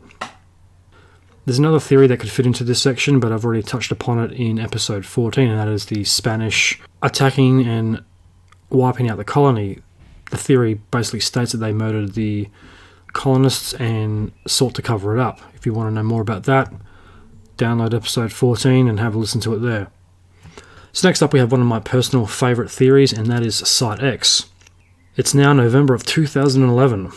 While undertaking research on John White's La Virginia Pars map from 1585, this is the map he made himself on the Lane expedition by the First Colony Foundation, the researchers found two patches on the map that were added to cover up mistakes. This aroused the curiosity of researchers, who asked the British Museum to analyse the map for clues as to what the patches may be covering up. If you do want more information on this, head on over to firstcolonyfoundation.org, and they have a giant research paper on all the archaeological evidence of Site X. So this is just taken from the quick overview from the First Colony Foundation webpage. Documentary and cartographic evidence, most notably the Virginia Pars map, attest to Sir Walter Raleigh's Roanoke colonists having a strong interest in the western Albemarle Sound. The First Colony Foundation believes that it has uncovered archaeological evidence of Roanoke colonists' presence at Site X in that area. The artefacts assemblage from the limited area that has been excavated so far, particularly the relatively large amount of Surrey-Hampshire borderware, as well as shards of North Devon Plain bolster jar, which were provisioning jars for sea voyages, leads us to conclude that these finds are the result of Roanoke colonists' activity at the site, and are not related to later English settlement in the area. Additionally, we postulate that this evidence is more likely the result of the 1587 colony's stated plan to relocate from Roanoke Island, rather than possible brief visits in previous years by exploratory parties under Philip Amadeus or Ralph Lane. The excavation of domestic tablewares from several different diagnostic vessels, along other less diagnostic but possibly contemporaneous artifacts, strongly suggest that the above-mentioned European presence was of a longer duration and the activities different from those recorded for the pre-1587 English exploration of the lower Chowan River Basin. Further excavation should help determine the nature of a duration of the Elizabethan presence at Site X. The First Colony Foundation does not contend that Site X on its own represents the relocation site for the majority of the 1587 colonists. Our working hypothesis is that the Elizabethan artefacts at Site X represent perhaps a small group of survivors such as those indicated on the 1608 Zuniga manuscript map that is taken from the overview on the firstcolonyfoundation.org webpage. If you want to know more about that, they have a whole academic paper that outlines the archaeological evidence found at Site X. It's very interesting and will give you a better insight into what they found there. So back to this mysterious Site X. So the map was examined under a light table as not to harm the map. One of the patches was located near the junction of the Chowan and Roanoke rivers. The patch in question was covering up an image of a fort at the location. It's hard to tell the precise location of the fort as the scale of the image is overly exaggerated. In realistic terms, it covers thousands of miles of Bertie County, North Carolina, and pretty much everywhere in between. So researchers have estimated and assumed that the location is located near or in a 16th century Wepamock village called Mataquem. So in case you're wondering, the Site X map gets its name from X marks the spot. It's basically a simple way to remember it. So in 2012, when a team prepared to excavate where the symbols indicated, archaeologist Nicholas Lacchetti suggested they name the location Site X, as in X marks the spot. The First Colony Foundation reported in 2017 that they had found Tudor pottery and weapons at the site, which suggests that a small group of colonists integrated into the area, maybe even living with native peoples. The hard part of researching a find such as this is eliminating that the artefacts weren't brought to the site by the Lane expedition, found at Roanoke or somewhere else and taken back as souvenirs or items to use, or that were traded decades later. As of 2019, the Foundation continues to expand the dig site and research into the surrounding areas. So the question remains, why did White cover up the site on the map? He did make the map the first time around on the Lane expedition, so did he have knowledge of the fort Lane and Co. had built? Stands to reason, he probably did. Did White tell the colonists that there was a fort nearby that they may have been safe in? Did he say, hey, look, this is the side of Lane's fort, if you get in trouble, head there? The only hole in that theory is he didn't search there when he came back 3 years later. And if he had have assumed they were going to go there, that would have been his first point of call, is to take the ships up to the site of the first fort. Now, White was under the impression that they had gone to live with the Croatoan, as the message on the tree indicated. So this kind of shoots this theory down a bit. However, maybe he was telling them where to go and he was keeping this a secret from the establishment. Maybe he thought they were better off by themselves and away from English rule. However, I don't think this is the case. So, do the colonists have a map? Stands to reason that this is a possibility. But why cover it up? Did White just make a mistake, bearing in mind that there were 2 patches, one covering up the fort and the other covering up the southern coastal areas around the Palomaco River? This patch seems to be a corrective patch covering up minor alterations to the coastline.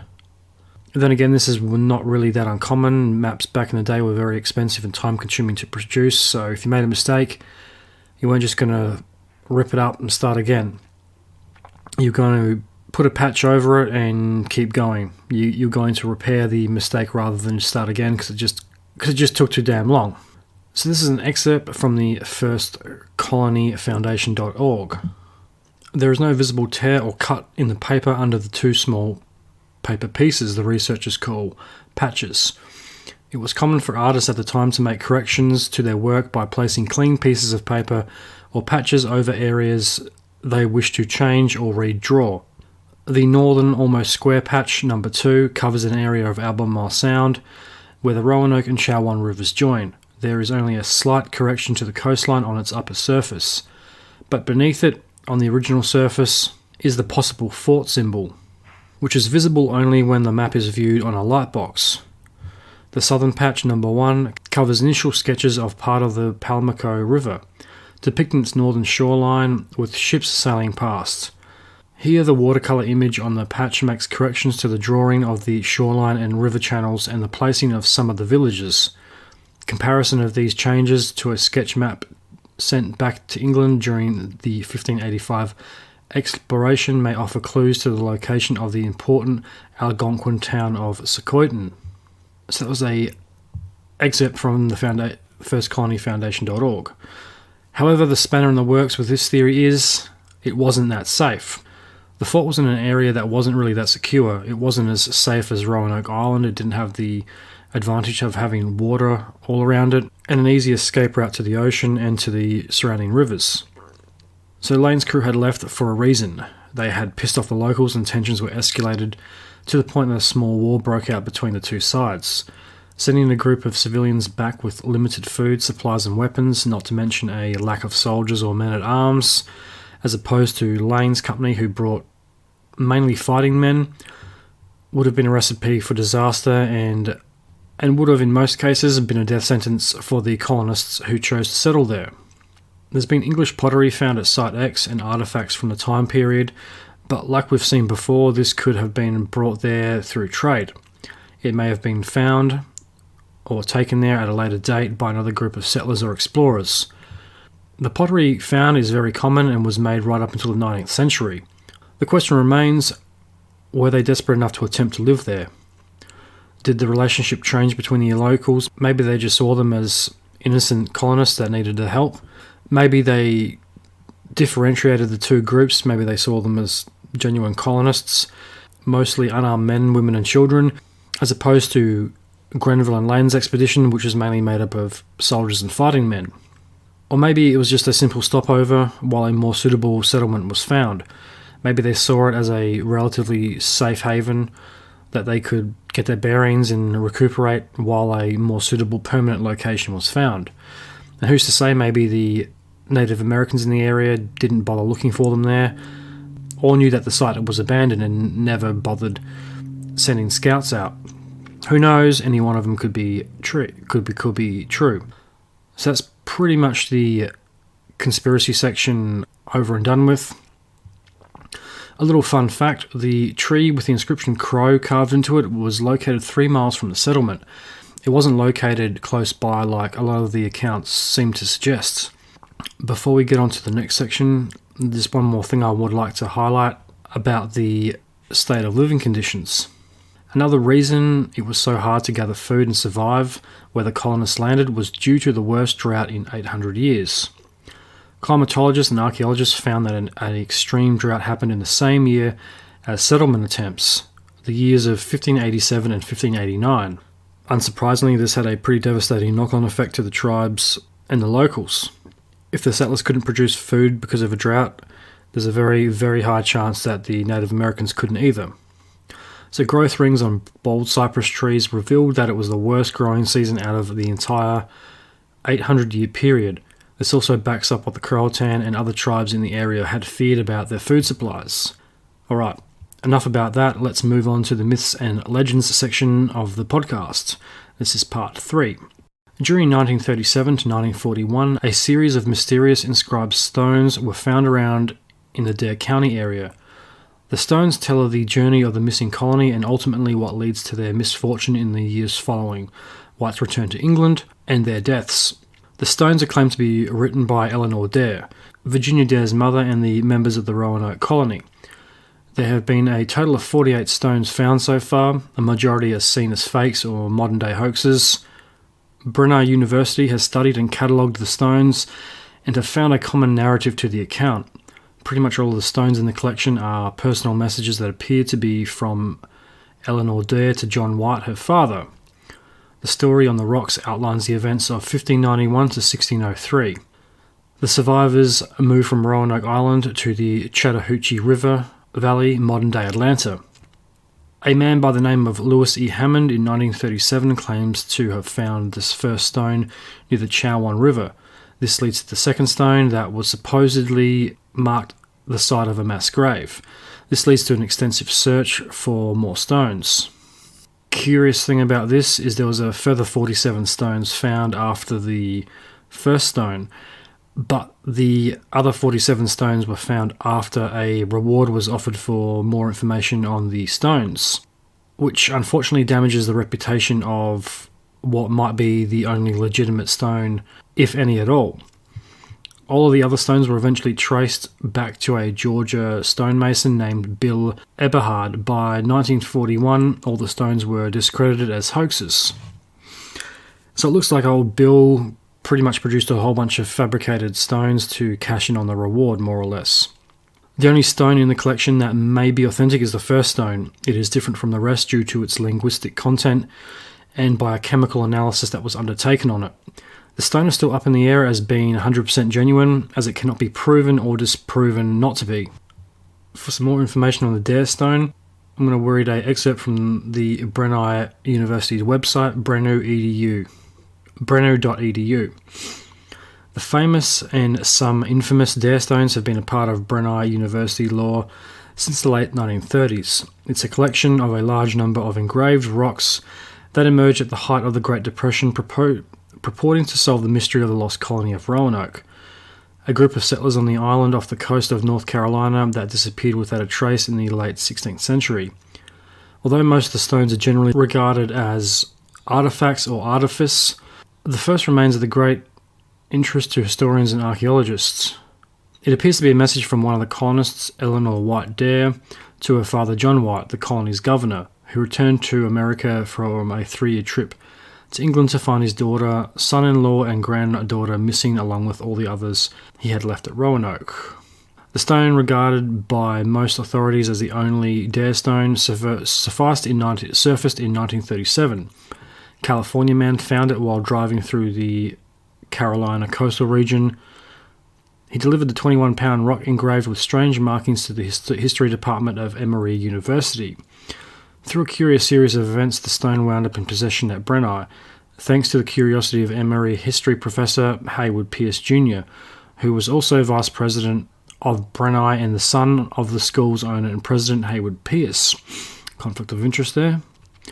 Pierce Sr. agreed when Emory would not to acquire the stone and foot the bill for further inquiry into its authenticity. After the Pierces advertised that they would pay a reward of any other stones with strange marking, Brenau's collection grew and the process of unravelling the mystery became more complex. So let's have a look at the contents of these stones. Lewis E. Hammond, a California man that claimed to have been travelling around the country with his wife, finds a large stone with the inscriptions on both sides by the eastern bank of the Chowan River on the 8th of November 1937. Lewis takes the 21-pound, 9.5 kilo stone to Emory University in the hopes that someone there can help interpret the message inscribed. This is what the inscription read. The first stone has the longest inscription that tells the story of Eleanor and the colonists. The inscriptions read, Aeneas Dare and Virginia went to heaven, 1591. Any Englishman show this rock to John White, Governor of Virginia. Father, soon after you go for England, we came here, only misery and war. 2 years above, half dead these 2. Years more from sickness, been 24. A savage with a message of a ship came to us, within a small space of time. They become frightened of revenge and ran. All away. We believe it was not you. Soon after the savages said spirits were angry. Suddenly they murdered all, save 7, my child and Aeneas. My child and Aeneas too were slain with much misery. Buried all near 4 miles east of this river upon a small hill. Names were written all there on a rock. Put this there also. If a savage shows this to you, we promised you would give them great plenty presents. EWD. Interesting account. It could be real, it could be fake. The language is obviously written in Ye Olde English. I was reading the translated version from the Ye Olde English, as that is pretty hard to fucking read. There could be little clues in there, as they say. Aeneas and Virginia were killed. All but 7 were killed by the natives. This also factors back into the 7 survivors that were enslaved by the Innu tribe. So maybe this rock is telling the truth, or maybe whoever wrote it had knowledge of this information. However, it is very curious. It does allude us to little clues that all of the theories we've looked at so far do contain. It gives us a general location where the bodies might be buried. It also fits with where the second Dare stone was found, at the supposed site of a mass grave. It does give us some juicy little clues to follow, but it's still very vague. If it was a modern day forgery, this could be the purpose, to fool people. If it was written by Eleanor Dare, it may have been written in a hurry. Maybe she was recalling the most important facts that she could remember or thought that were important, and were trying to leave some record behind for a father to find, as obviously there's limited space on a rock face. It's widely agreed that the message is from Eleanor White Dare to John White, telling him what has happened to the colony.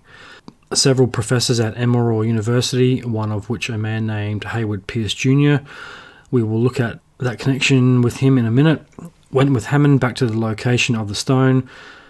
The exact spot couldn't be confirmed, but Pierce Jr. takes Hammond's word and believes he's a credible witness, announcing the find on November 14th, 1937.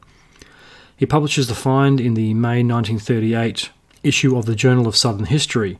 This is a quote from him. "The authenticity of this stone," he wrote, "can never be fully and finally established without further corroborative evidence." So Pierce Jr. stands by his claims, urging that the spelling is consistent of Elizabethan language. Curiously, he also mentions that the narrative the stone tells is consistent with Stracey's account of a supernatural motivated massacre where the survivors had fled up the Chowan River. So little links, little connections back to every one of the main theories. I did find a interesting excerpt on ancientorigins.net in an article titled "The Dare Stones, Hoax or History of the Lost Roanoke Colony." It's by Caleb Storm. There's a very interesting excerpt down the bottom of the article. Under the heading was "The Dare Stone a Hoax?" Today the Dare Stone is considered to be of little historical value for understanding the Roanoke colony and is generally thought of as an elaborate hoax. But since 1941, some people have also come forward defending the stone's authenticity. The other stones were largely dismissed as fakes, but the original stone is still considered by some scholars to be likely genuine. As recently as 2016, Ed Schrader, a geologist and president of Roanoke University, took a closer look at the type of stone used for the inscription. Breaking apart a sample taken from the stone, he noticed that the interior was much lighter colour than the weathered exterior. The interior was more lightly covered than the inscription as well. The original inscription made into the rock would have been much lighter compared to the weathered exterior. The fact that the current inscription is darker than the interior suggests that the inscription has aged, perhaps for several hundred years, through the darkening of its surface from weathering. Although such inscriptions can be made to look artificially darker with chemicals, this would have been difficult in the 1930s. The fact makes it more likely that the inscription on the stone is a genuine 16th century artifact. Interesting. Nonetheless, through geochemical analysis has not been made on the rock, and nothing has been found that confirms the inscription as being a 16th century origin for certain. Additionally, more recent epigraphic analysis of Elizabethan scholars does not reveal anything that makes the rock obviously a hoax. However, there are some aspects of the inscription that do appear inconsistent with the time period or with the writing of Eleanor Dare. These include certain word choices and the use of initials EWD to sign the inscription. When use of initials was rare in the late 16th century, another problem that skeptics point out is the use of the Arabic numerals. So there you go. Interesting. There has been some speculation that Pierce Jr. used the stones as a way to promote the university and to gather funding. It can't be confirmed or denied, nothing against the university, but his father was the vice president or the president of the university, and he did have a stake and a reputation in it. So next up we have the White Doe. This legend/myth takes place after White returns to England. I don't think we need to go back over the details of that. It's been done to death. So this legend has been a very popular one for many, many years, and it involves the fate of Virginia Dare. If this legend is nothing more than that, it is a very unique and moving tribute to the first European born on North American soil. The story goes that after the settlement of the second colony, White's colony, Wanchese, you remember him from the previous parts, Wanchese had become fearful of the English and saw them as a threat. He meets with another local tribe and plots the destruction of the colony. Wanchese leads a surprise attack on the settlers. The colonists are forced to leave. Manteo, also from the previous episodes, he's probably my favourite character in all of this, gathers the colony and helps the settlers escape, leading them to his tribe. Eleanor Dare carves the intended destination onto a tree. Her husband is lying dead of an arrow wound by her feet, and she desperately holds on to the baby Virginia. If that was true, why didn't she carve the Maltese cross, the agreed upon distress signal? John White would have instantly known that they had left under duress and had to leave pretty quick. She only carves Croatoan, which, if she had enough time to carve that word when arrows were flying around her, it stands to reason she could have done a little cross on top of it. Maybe the tribes had clued onto this by this time, who knows. There are varying different versions of this story. The basic backbone of the story is the same. The escape at the start of it is a little different from version to version. So another version tells more or less the same story. The hostile natives attacked the Roanoke colonists. The only difference is this part here. Chief Manteo, returning from a fishing expedition, saw the raid in progress. By using a secret tunnel, he was able to lead all the inhabitants safely to nearby canoes. An all-night trip down the Palmoco brought the group to Manteo's village at Hatteras. The colonists were accepted into the tribe as brothers and sisters. Some minor detail, but a detail nonetheless. Makes you wonder where the tunnels come from and the canoes. There would have been a lot of canoes for 100 and something people. Unfortunately, not all of these settlers make it, and some of them are killed in the attack. A decent number of them make it out alive and are now living in peace with the Croatoan.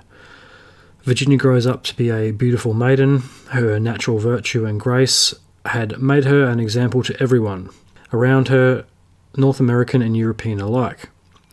As she grew up, she started to attract the attention of many suitors. Some of the young men she had attracted were the young noble Okisko and a very jealous sorcerer, Chico. Chico makes the first move and offers his hand to the young Virginia Dare.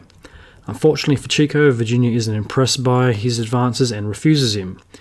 Chico is outraged at this offence and conjures up the dark arts and places a curse on Virginia that turns her into a snow-white deer. The mysterious deer wanders around Roanoke. She is often seen walking around sadly through the ruins of the old colony built by her people, wandering through the decayed and overgrown houses and buildings. Not long after, the story had spread to all of the tribes through the area. All around knew of the sad tale of the beautiful snow-white deer. Okisko knew something was up. He was aware of the deer and had figured out that the white deer had first been sighted around the same time as Virginia had gone missing. Okisko quickly found out who was behind this and had figured out this mysterious deer was his love. He gets help from a friendly sorcerer where he learns how to break the curse. He learns how to make a magical arrowhead made from the mother-of-pearl oyster. This will lift the curse of his beloved Virginia. At the same time, Wanchese too heard the stories of the elusive white doe. Unknown to Wanchese, he didn't know that this deer was Virginia. Wanchese vows to kill the deer to prove himself as a warrior. I think he's done enough damage in this tale at this point, but anyway. He uses a special silver arrowhead that had been given to him by the Queen of England when he was there with John White. Both men tracked the deer for several weeks, not knowing of one another. Both had their reasons for finding the doe, and both swore pledges, one to return her back to human form, and the other to kill the snow-white deer. As the legend goes, both men came upon the white doe at the same time on the same day. They both spotted the deer drinking from a pool in the forest. Wanchese saw his great prey, and Okisko saw his great love. Both men readied their bows, selecting their special arrows. They knocked the arrows to the bowstring, taking aim at the mysterious deer. Both men drew back their bows and prepared to release their arrows at the creature. Wanchese and Okisko both released their arrows at the same time. Both the arrows hit the deer in the heart at the same moment, striking the white doe. Akisco's arrow undoes the curse, and Wanchese's kills the white deer. Wanchese flees the island in fear after he sees the body of Virginia Dare. Oskiko picks up the body of his dearly beloved and carries it to the ruined fort and buries Virginia Dare at its centre. Soon after her death, a grapevine springs up at the site of her death by the pool. The grapes are sweeter than any other grapes that have been tasted. The juice of the grapes are as red as blood. The grape is called the Scuppernong and is used to make the first wines in North Carolina. It's a very beautiful and poetic end to America's oldest mystery. There are many things going on in that story. There may be fragments of truth to it, but for the most part, it is mostly a good tale and one that has had many alternative versions. So next up on the myth and legend list, we have the Cora tree. Not the crow tree, the Cora tree. In 2006, a writer named Scott Dawson put forth the idea that there is another tree on Hatteras Island that bears a faint carving or inscription that says Cora. He suggests that the tree might be connected to the missing colony. The tree has for a long time been the subject of a lot of local legends and myths. The legend tells of a witch named Cora that lived in the area. Dawson has connected the inscription back to the lost colony. He thinks it might have been another message from the settlers intended for White and his crew to find. The message supposedly means that the colonists left Croatoan Island to go settle with the Coree tribe, also known as the Korean, on the mainland. There has been no indication or suggestion that they were going to live with a witch. The inscription on the tree is pretty much impossible to date, as has been out in the weather for centuries, aging and collecting a lot of dirt. There is a similar story that connects a witch to the tree, but it has nothing to do with the colony. I found this on islandfreepress.org. The Cora tree, a Halloween-worthy local legend. As the story goes, in the early 1700s, a slight woman and her baby, whom she has never been seen without, arrived in Frisco. She managed to build a crude hut for herself and the child away from the village. She was quiet and did not socialise. People wondered why she needed so much privacy. Rumours began to circulate quickly and often, as you can imagine, about her and the possible bastard child. That obviously was a big thing back then. Being only a short time after the Salem witch trials, it didn't take long for rumours of sorcery and witchcraft to become the general consensus of the villagers. After all, she had touched a cow, and just days later it dried up and quit producing milk. Then there was the boy that teased their baby, sticking out his tongue and contorting his face. He suddenly became very ill shortly after and almost died. Not to mention Cora always had an abundance of fish, and the fishermen were suddenly not catching fish. She had to be a witch, or just incredibly unlucky. All this gossiping and finger-pointing would have probably remained just that, being we are in the South and Southern hospitality and all that, but a tattered, busted ship named the Susan G arrived. Hatteras is no stranger to tattered, busted ships arriving. We are the graveyard of the Atlantic, and we got that name honestly. However, the Susan G.B. was boarded by Captain Eli Blood and his crew of ruffians, sea-worn sailors and ex-slaves from Barbados. Captain Blood was a long-time native of Salem, Massachusetts. He pronounced himself an exemplary student of all the finest New England traditions, self-proclaimed himself a witch hunter, and decreed himself a defender of the people. You know the type. He immediately set himself up in the middle of the town and began hobnobbing and gossiping with all the other hobnobbers and gossipers. His crew, however, preferred to set up camp and miss the solitude of the desolate beach, while they awaited their owner to approve the repair of the ship and send money. After hearing all the stories of child and animal illnesses, storms and wrecks that were all apparently Cora's fault, it didn't take long for the good captain to also become suspicious that Cora was a witch. Then, as if on cue, the body of a local man washed up on shore, supposedly. He had a twisted look of terror on his face, as if pleading for his life. His hands clasped together as if in prayer, and the bloody numbers 666 carved into his forehead. The most damning evidence of all was the presence of small footprints surrounding the body and leading off into the woods towards Cora's hut. The plot is thickening. This strengthened Captain Blood's resolve that Cora was indeed a witch, and it was his duty to save these good people of Frisco from the misfortune the witch intended. Cora was a witch, and he knew just how to test her. Being from Salem and a veteran of the Salem witch trials, he gathered up an angry mob, and they marched through the woods to Cora's hut. They smashed through the crude door, grabbed Cora, snatched up her baby, took them both to the middle of the town near an old oak tree to perform the first test. He took out his knife, he tried to cut her hair, just as he had suspected. The knife didn't cut her hair because her hair was stronger than the wire of a rope. Next, he binds her hands and feet and throws her into the sound water. She didn't sink, but floated to the top of the water. There was only one test left. The captain took out his ceremonial witch-hunting bowl, filled it with water and pricked his finger, letting a drop of blood fall into the bowl. He instructed 3 of his men to do the same. They obliged. He then stirred the water and blood vigorously, mixing it into a froth.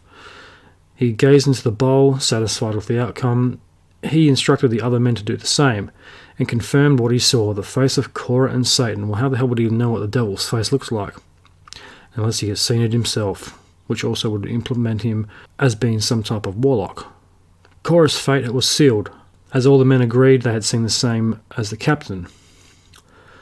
With the entire mob of villagers stunned and awed, Captain Blood tied Cora and the baby to an old oak tree in the middle of town. The captain and his men hurriedly gathered kindling and branches at the base of the tree and Cora's feet. She was to suffer the usual fate of witches for the day, to be burned alive. Captain Blood was lighting a torch and setting his course straight toward the dry kindling, when some of the local villagers, led by the local captain Thomas Smith, began to protest that Cora should be taken to the mainland and tried in a proper court of law. Remember that southern hospitality we spoke of earlier? Well, it doesn't just allow for innocent people to be burned alive. No doubt some of those that testified against Cora of their own poor fishing when she sunkered them with her superior fishing skills were probably starting to feel a little guilty. Captain Smith grabbed Captain Blood's arm just as it was about to touch fire to pyre. Suddenly, the sunny sky filled with storm clouds, thundering, rumbling low. Captain Blood had had enough as he shook his arm free of Captain Smith's grip to proceed with the plan of saving the villagers from this evil vixen. Court of law be darned, justice will be served. Just as he shook free Smith's grip, the sky opened with a clap of loud thunder and a bolt of lightning directly hitting the tree. Everyone was thrown to the ground, loud ringing in the ears, and thick dark smoke filled the air. When the smoke cleared, senses returned, and as the villagers composed themselves, they noticed Cora and the baby were gone. The rope still hung on the branches of the splintered burnt tree, and the kindling was untouched. The trunk of the tree was ripped open with a big burnt heart-shaped hole, emblazoned in the exact spot where Cora had been tied with her baby. Only the large capital letters C-O-R-A remained. This would be a nice story to shrug off if the tree wasn't still standing proudly in all her majestic glory in the heart of Indian town Frisco, in the middle of the Snug Harbour Drive in the Brigand Bay community. The road splits around the old southern live oak tree, as a testament to the legend with a large capital letters Cora carved into the trunk. But could that carving last hundreds of years?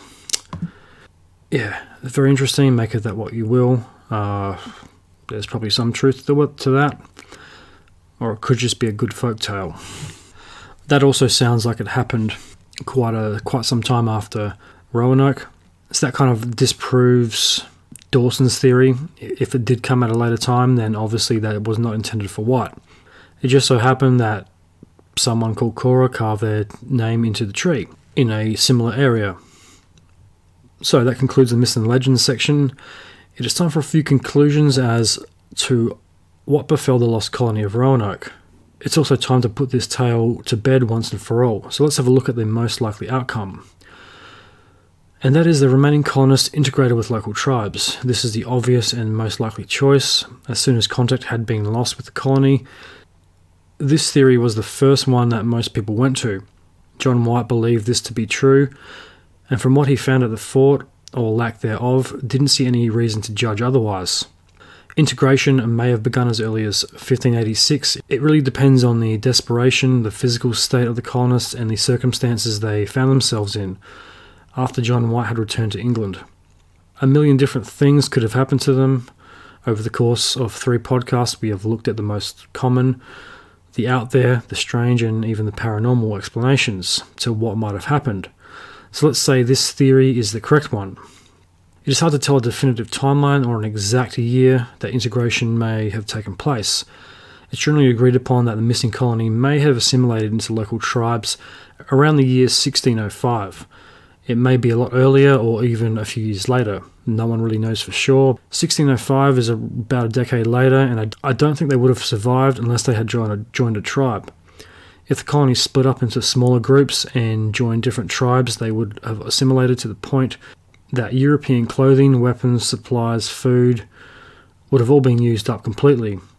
As time goes by, other European identifiers would begin to disappear, and the colonists would adopt Algonquin clothing, food, culture, and language. The more exposure they had with Native Americans, the more they would become them, partly out of convenience and partly out of necessity. They also might have reached a point where they resented English ways and customs. They might have blamed the English for bringing them there. They may also have felt abandoned by white and the English aristocracy. They may have felt betrayed. They may have just been angry. Assimilation may have been a form of rebellion or resistance against the crown and the motherland that ultimately left them to die in a foreign land. It is curious to note that once someone from a European background lives with Native Americans for a sustained period of time, even if that person has been taken against their own will or enslaved, the person is very unwilling to go back to a European way of life.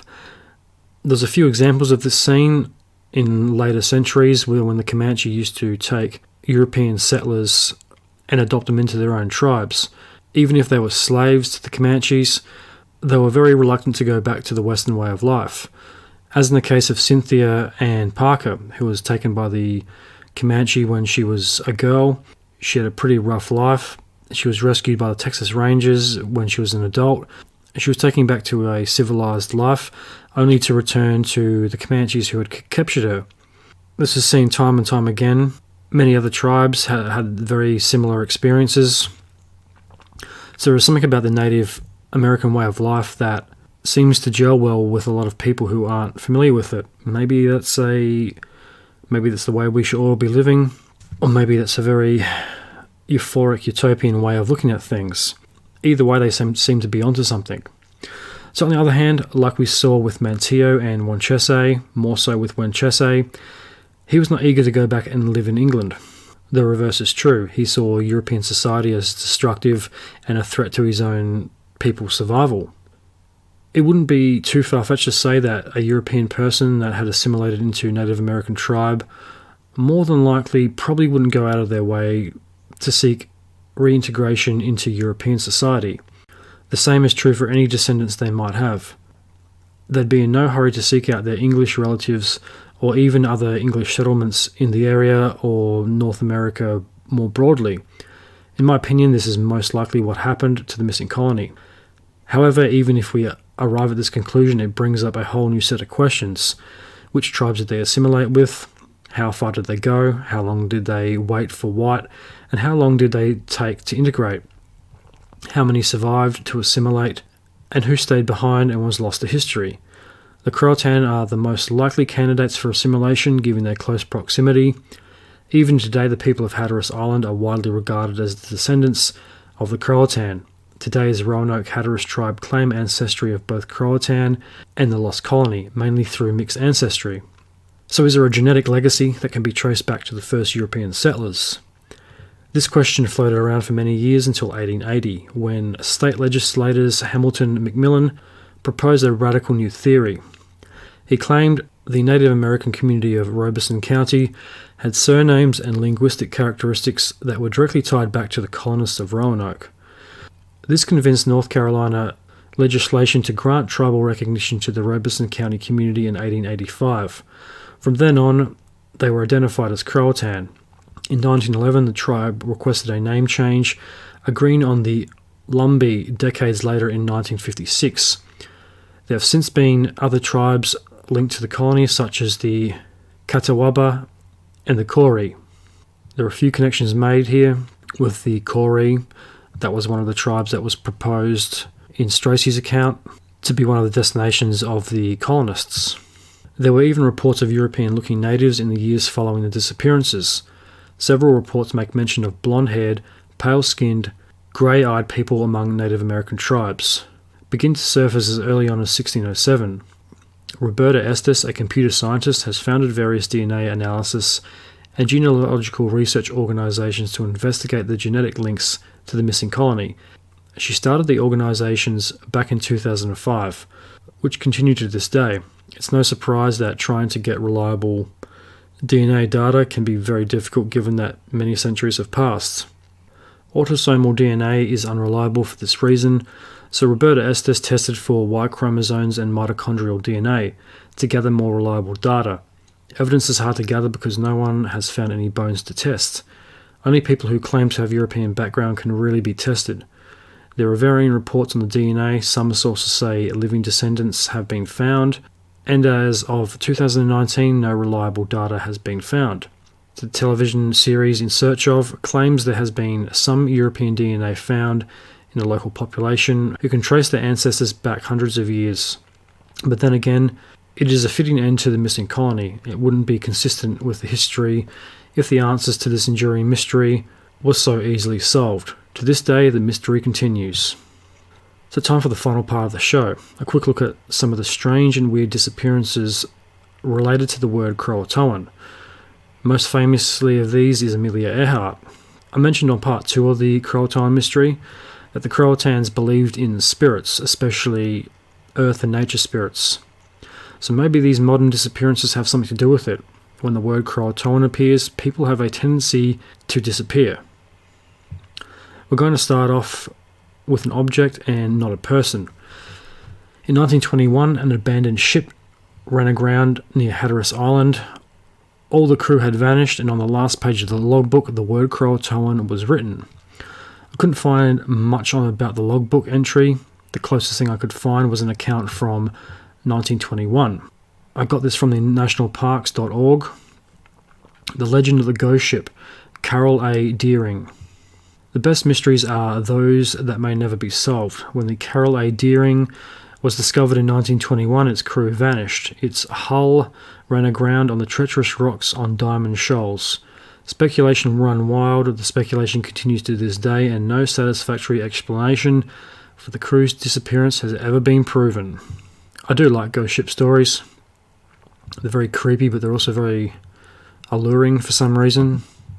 So in August 1920, 5 months after the 5-mast schooner was discovered abandoned off the coast of present-day Cape Hatteras National Seashore, the Carol A. Deering set sail for Norfolk, Virginia, in tip-top shape with an experienced captain and a crew of 10 men bound for Rio de Janeiro with a cargo of coal. The ship departed on August 22nd, and although Captain William H. Merritt fell ill a few days later and had to be replaced by a hastily recruited captain, H.B. Wormall, the ship delivered its cargo on schedule and set sail to return in December. A lighthouse keeper named Captain Jacobson aboard the Cape Lookout lightship in North Carolina sighted the vessel bound for its home port in January 29, 1921. The Carol A. Deering hailed the lightship, and an unidentified crewman reported that the ship had lost its anchors. Captain Jacobson took note of this but was unable to report it due to his radio being out. He would later describe the crew of the Carol A. Deering milling around suspiciously on the foredeck of the ship. Yeah, interesting. 2 days later, on the morning of January 31st, C.P. Brady of the Cape Hatteras Coast Guard Station spied the schooner aground and helpless on Diamond Shoals, its sails still set and its lifeboats missing. Rough waters kept surf boats from reaching the wreck until February 4th, when C.P. Brady's initial suspicion proved correct. The Carol A. Deering was abandoned. There's very many theories on why that ship went missing. I couldn't find anything definitive to say that the word Croatoan was recorded in the logbook. It still has become a part of the mythology around the Carol A. Deering. If it's true, the word Croatoan appears at another disappearance. So next up we have Ambrose Bierce. the horror author, Civil War vet, and poet born in 1842. In 1913, Ambrose went on a tour of Civil War battlefields. He travelled through Louisiana to Texas. From there, he travels to El Paso and crosses into Mexico. He joins up with the legendary Pancho Villa while Mexico was in the middle of a revolution. He joins his army as an observer and disappears not long after. The word Croatoan was carved into a bedpost in the last room he stayed in. He was never heard from again. He was 71. Interesting. That's the second disappearance in modern times related to the word Croatoan. Next up, we have the curious case of stagecoach robber Black Bart, 1829 to 88. Bart was an American career criminal born in England, but he sounds like a nice criminal. He was regarded as a gentleman bandit. He was known as a bit of a poet. After his robberies, he would leave behind poetic messages. Bart got caught and went to prison. He was sent to San Quentin for 6 years. He was released early on good behaviour in 1888. But prison did take a toll on his health. During his time in prison, he used to write messages and words in his cell. One of these was the word Croatoan. So he's released from prison. He leaves his old life behind. He moves from Nevada and vanishes off the face of the earth. Wells Fargo had pursued him for his crimes against the company. They tracked Bart to the Vasilla House Hotel, where the hotel clerk confirms that Bart had been a guest. He had checked in, then disappeared from there. Also interesting connection, this is a guy that was born in England that disappears in America. Is there a connection here, or is that just a random coincidence? So next up we have the world-renowned poet Edgar Allan Poe, 1809. Most of you will know Edgar Allan Poe as an accomplished poet, writer and editor, famous for his poetry and short stories. Towards the end of his life, Poe was found, and this is a quote, delirious and in great distress in need of immediate assistance. He was rushed to Washington Medical College on the 3rd of October. Poe was admitted to hospital in someone else's clothes. He wasn't in any state to explain how he ended up this way, as he wasn't coherent for a sustained period of time. His physical condition was not promising. In his current state, he called out the name Reynolds the night before his passing. There is no info on who this Reynolds might have been. Poe's last words are reportedly meant to have been, "Lord, help my poor soul." He is also reported as muttering the word Croatoan. He died on the 7th of October 1849. So he doesn't exactly disappear, but his death is shrouded in mystery. He's brought to the hospital in a delirious, incoherent state. It stands to reason he didn't put himself in that state, and it is still a very odd set of circumstances. So this brings us to the last, but certainly not the least. Amelia Earhart, the aviation pioneer and explorer. She's probably one of the most famous of all missing people. Amelia was born on the 24th of July, 1897. She's most well known for being the first female aviator to fly across the Atlantic solo. She was ambitious and driven, setting and breaking records in whatever she did. She also paved the way for equality in aviation and many more fields, including forming a female pilot organisation, the 99s. She went through a lot in her short life, not only battling harassment, being a pioneer in the aviation worlds, and paving the way for women's rights, but also battling sickness. She worked as a nurse during the 1918 flu outbreak, becoming sick in the process and suffering from pneumonia and sinus issues. So Earhart and her co-pilot Fred Noonan set out to fly around the world in 1937. There were a lot of up and downs, technical issues, and a lot of breakdowns. The last place they are seen, the last airfield the pair take off from, is Lai in Papua New Guinea. The last report they make is from Nakamanu Island. After that, they disappear. It is reported that Amelia wrote Croatoan in her diary before she went missing. That could also be any time after she left and not specific to the hours or days before she went missing. I went through the diary pages that were available online, but I couldn't find the word Croatoan specifically. It is possible. It is in there somewhere. There are a few words that look very similar to Croatoan, but I can't say for sure. It was very hard to decipher the cursive writing. Someone who's better at reading cursive writing than I might be able to distinguish the words. The connection is interesting nonetheless. That's the fourth missing person case we've seen associated with the word Croatoan, and they all involve people born in the 1800s. Interesting connection, or maybe just a coincidence. So, final thoughts. Does this word conjure up a spirit or a form of negative energy, or is it all just one big coincidence? Has the word Croatoan become synonymous with disappearances and missing people? Has it become a code word for the missing and the lost? In the case of Amelia Earhart, was this a coded message? She wrote Croatoan knowing that she was going to get lost, or did she fear that she was going to be lost? The plane crash, were they captured by the Japanese? Has the word Croatoan become a code word for those who disappear off the face of the earth? This also makes you wonder why these people don't just write, "We're having trouble. If you don't hear from me, this is what's going to happen." So are there more mysterious forces at work? Is there a psychological aspect to all of this? Maybe the mind plays tricks when it's exposed to that kind of pressure. Who knows? Or maybe they are deliberately being thrown off course by supernatural forces. We will probably never know. And that concludes part 3 of the Croatoan Mystery. And that is the end of the show. As always, it's a long show. It's very detailed. So thank you to everyone who made it to the end of the show. If you'd like to support the Truth Tank, there's a few things I need you to do. Go ahead and hit that subscribe button on your preferred podcast platform, iTunes, Google, Spotify, YouTube. Head on over to the Facebook page, like and follow it. If there's someone you might know that might enjoy the Truth Tank, tell them about it. Tell strangers on the street, people on the bus. It's the best way to help the Truth Tank grow. Download as many episodes as you can, share them around. It all helps in the end. A lot of work goes into this show every month, and I like to try and bring the best quality I can to the listeners.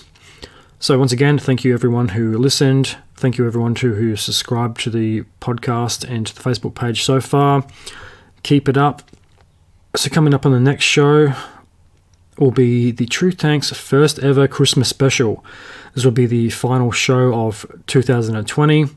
I'll give you a hint. It involves a biblical figure, and it's not Jesus. So look out for that one. That one will be out on Christmas. Once again, thank you very much to everyone who listened. I am the Tank. This is the Truth. May the truth be with you.